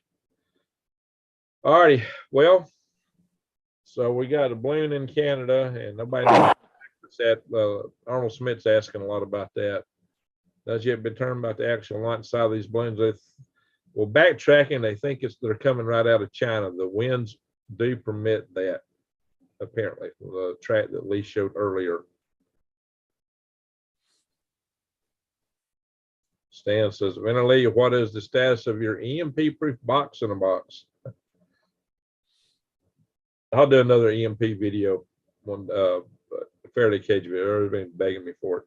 Greg, please get that magnesium, potassium. Yeah, I got to go, guys. It's Francis Gary Powers, not Gary Francis Powers. Yeah. I got me some magnesium spray here. Try to help with the tachycardia issues I've been having. So, anyway, rub it in. Well, that's an interesting track that takes it down in my territory. If it were an EMP device, it could take us out. If we set it out over Nashville, I'd be in serious kimchi down here. But I don't know, unless they're wanting to take you out the submarine base or Fort Bragg or something like that, you know, the guys on the coast there. I don't know why they would keep it on that track. I would think they would try to change winds and go for the northeast. I would say that if they really wanted to detonate EMP, they would change tracks and get this thing headed between Washington, D.C. and New York. Yeah, roger that. That's their ambition. And I would have 3.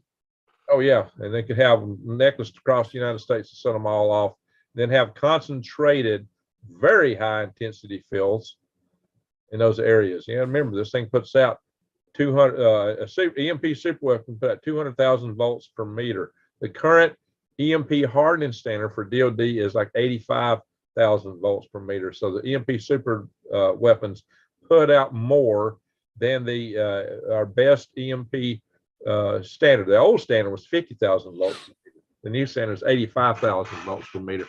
EMP super weapon is almost 3 times that. So we've got a lot to be concerned about, especially if they had very concentrated low altitude EMP super weapons over critical facilities, and then they could back it up with a general one over the United States from a satellite or a missile, or there could be stuff launched out of the Gulf, out of the Caribbean, maybe from this Iranian boat. God knows what's out there or what's already in Venezuela just waiting. We didn't know the Chong Chong gang was out there when it was. We didn't know that until it tried to go around the horn of South America, but the weather wouldn't permit it. So it knew it had to pass through the Panama Canal if it was going to get back in a certain time frame.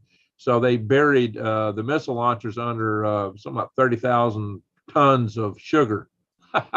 But they got inspected. The sugar was dug back and they found the missile launchers down there. Wow. Yeah. So that Earth Shift mag spray. Is that what I'm using for him? Anyway, let's hope that's not. Yeah, we don't know what's steaming around in the Caribbean Sea and the Gulf of Mexico necessarily, especially Caribbean. We don't know what's off the shore of Venezuela right now, because Iran, Russia, and China all have operations out of Venezuela. They all deal with Venezuela, and Iran ships missiles to Venezuela. We don't know. We don't know. So there could be launches from there. There could be, there's a lot of mayhem that could be at foot. We just don't know. This is not a good sign. It's not a good omen to have this coming over the United States right now, especially with all the tensions in the world.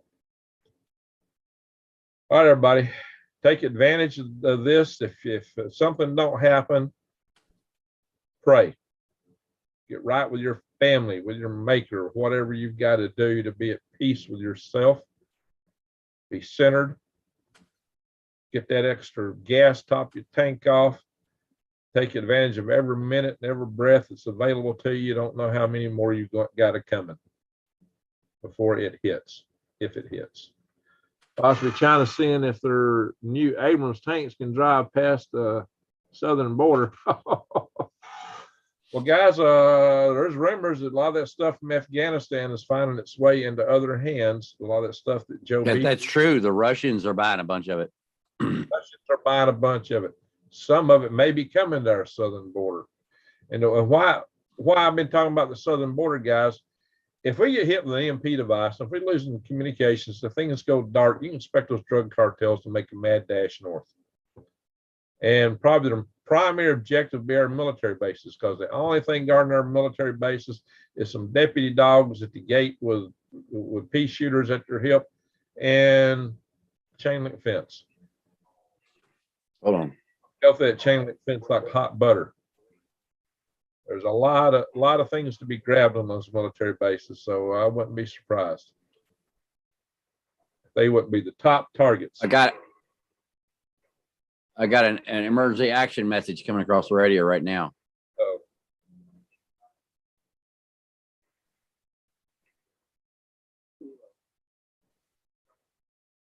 Okay.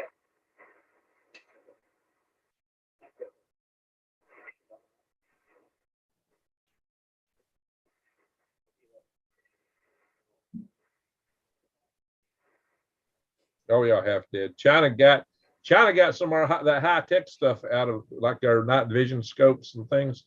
So you know they back engineered a lot of our stuff that we had over there. It was just we gave that away to the world. Stupid. Maelstrom Air Force Base in Great Falls, man. Oh yeah, Maelstrom and not all those are susceptible to this kind of stuff. What's going down here?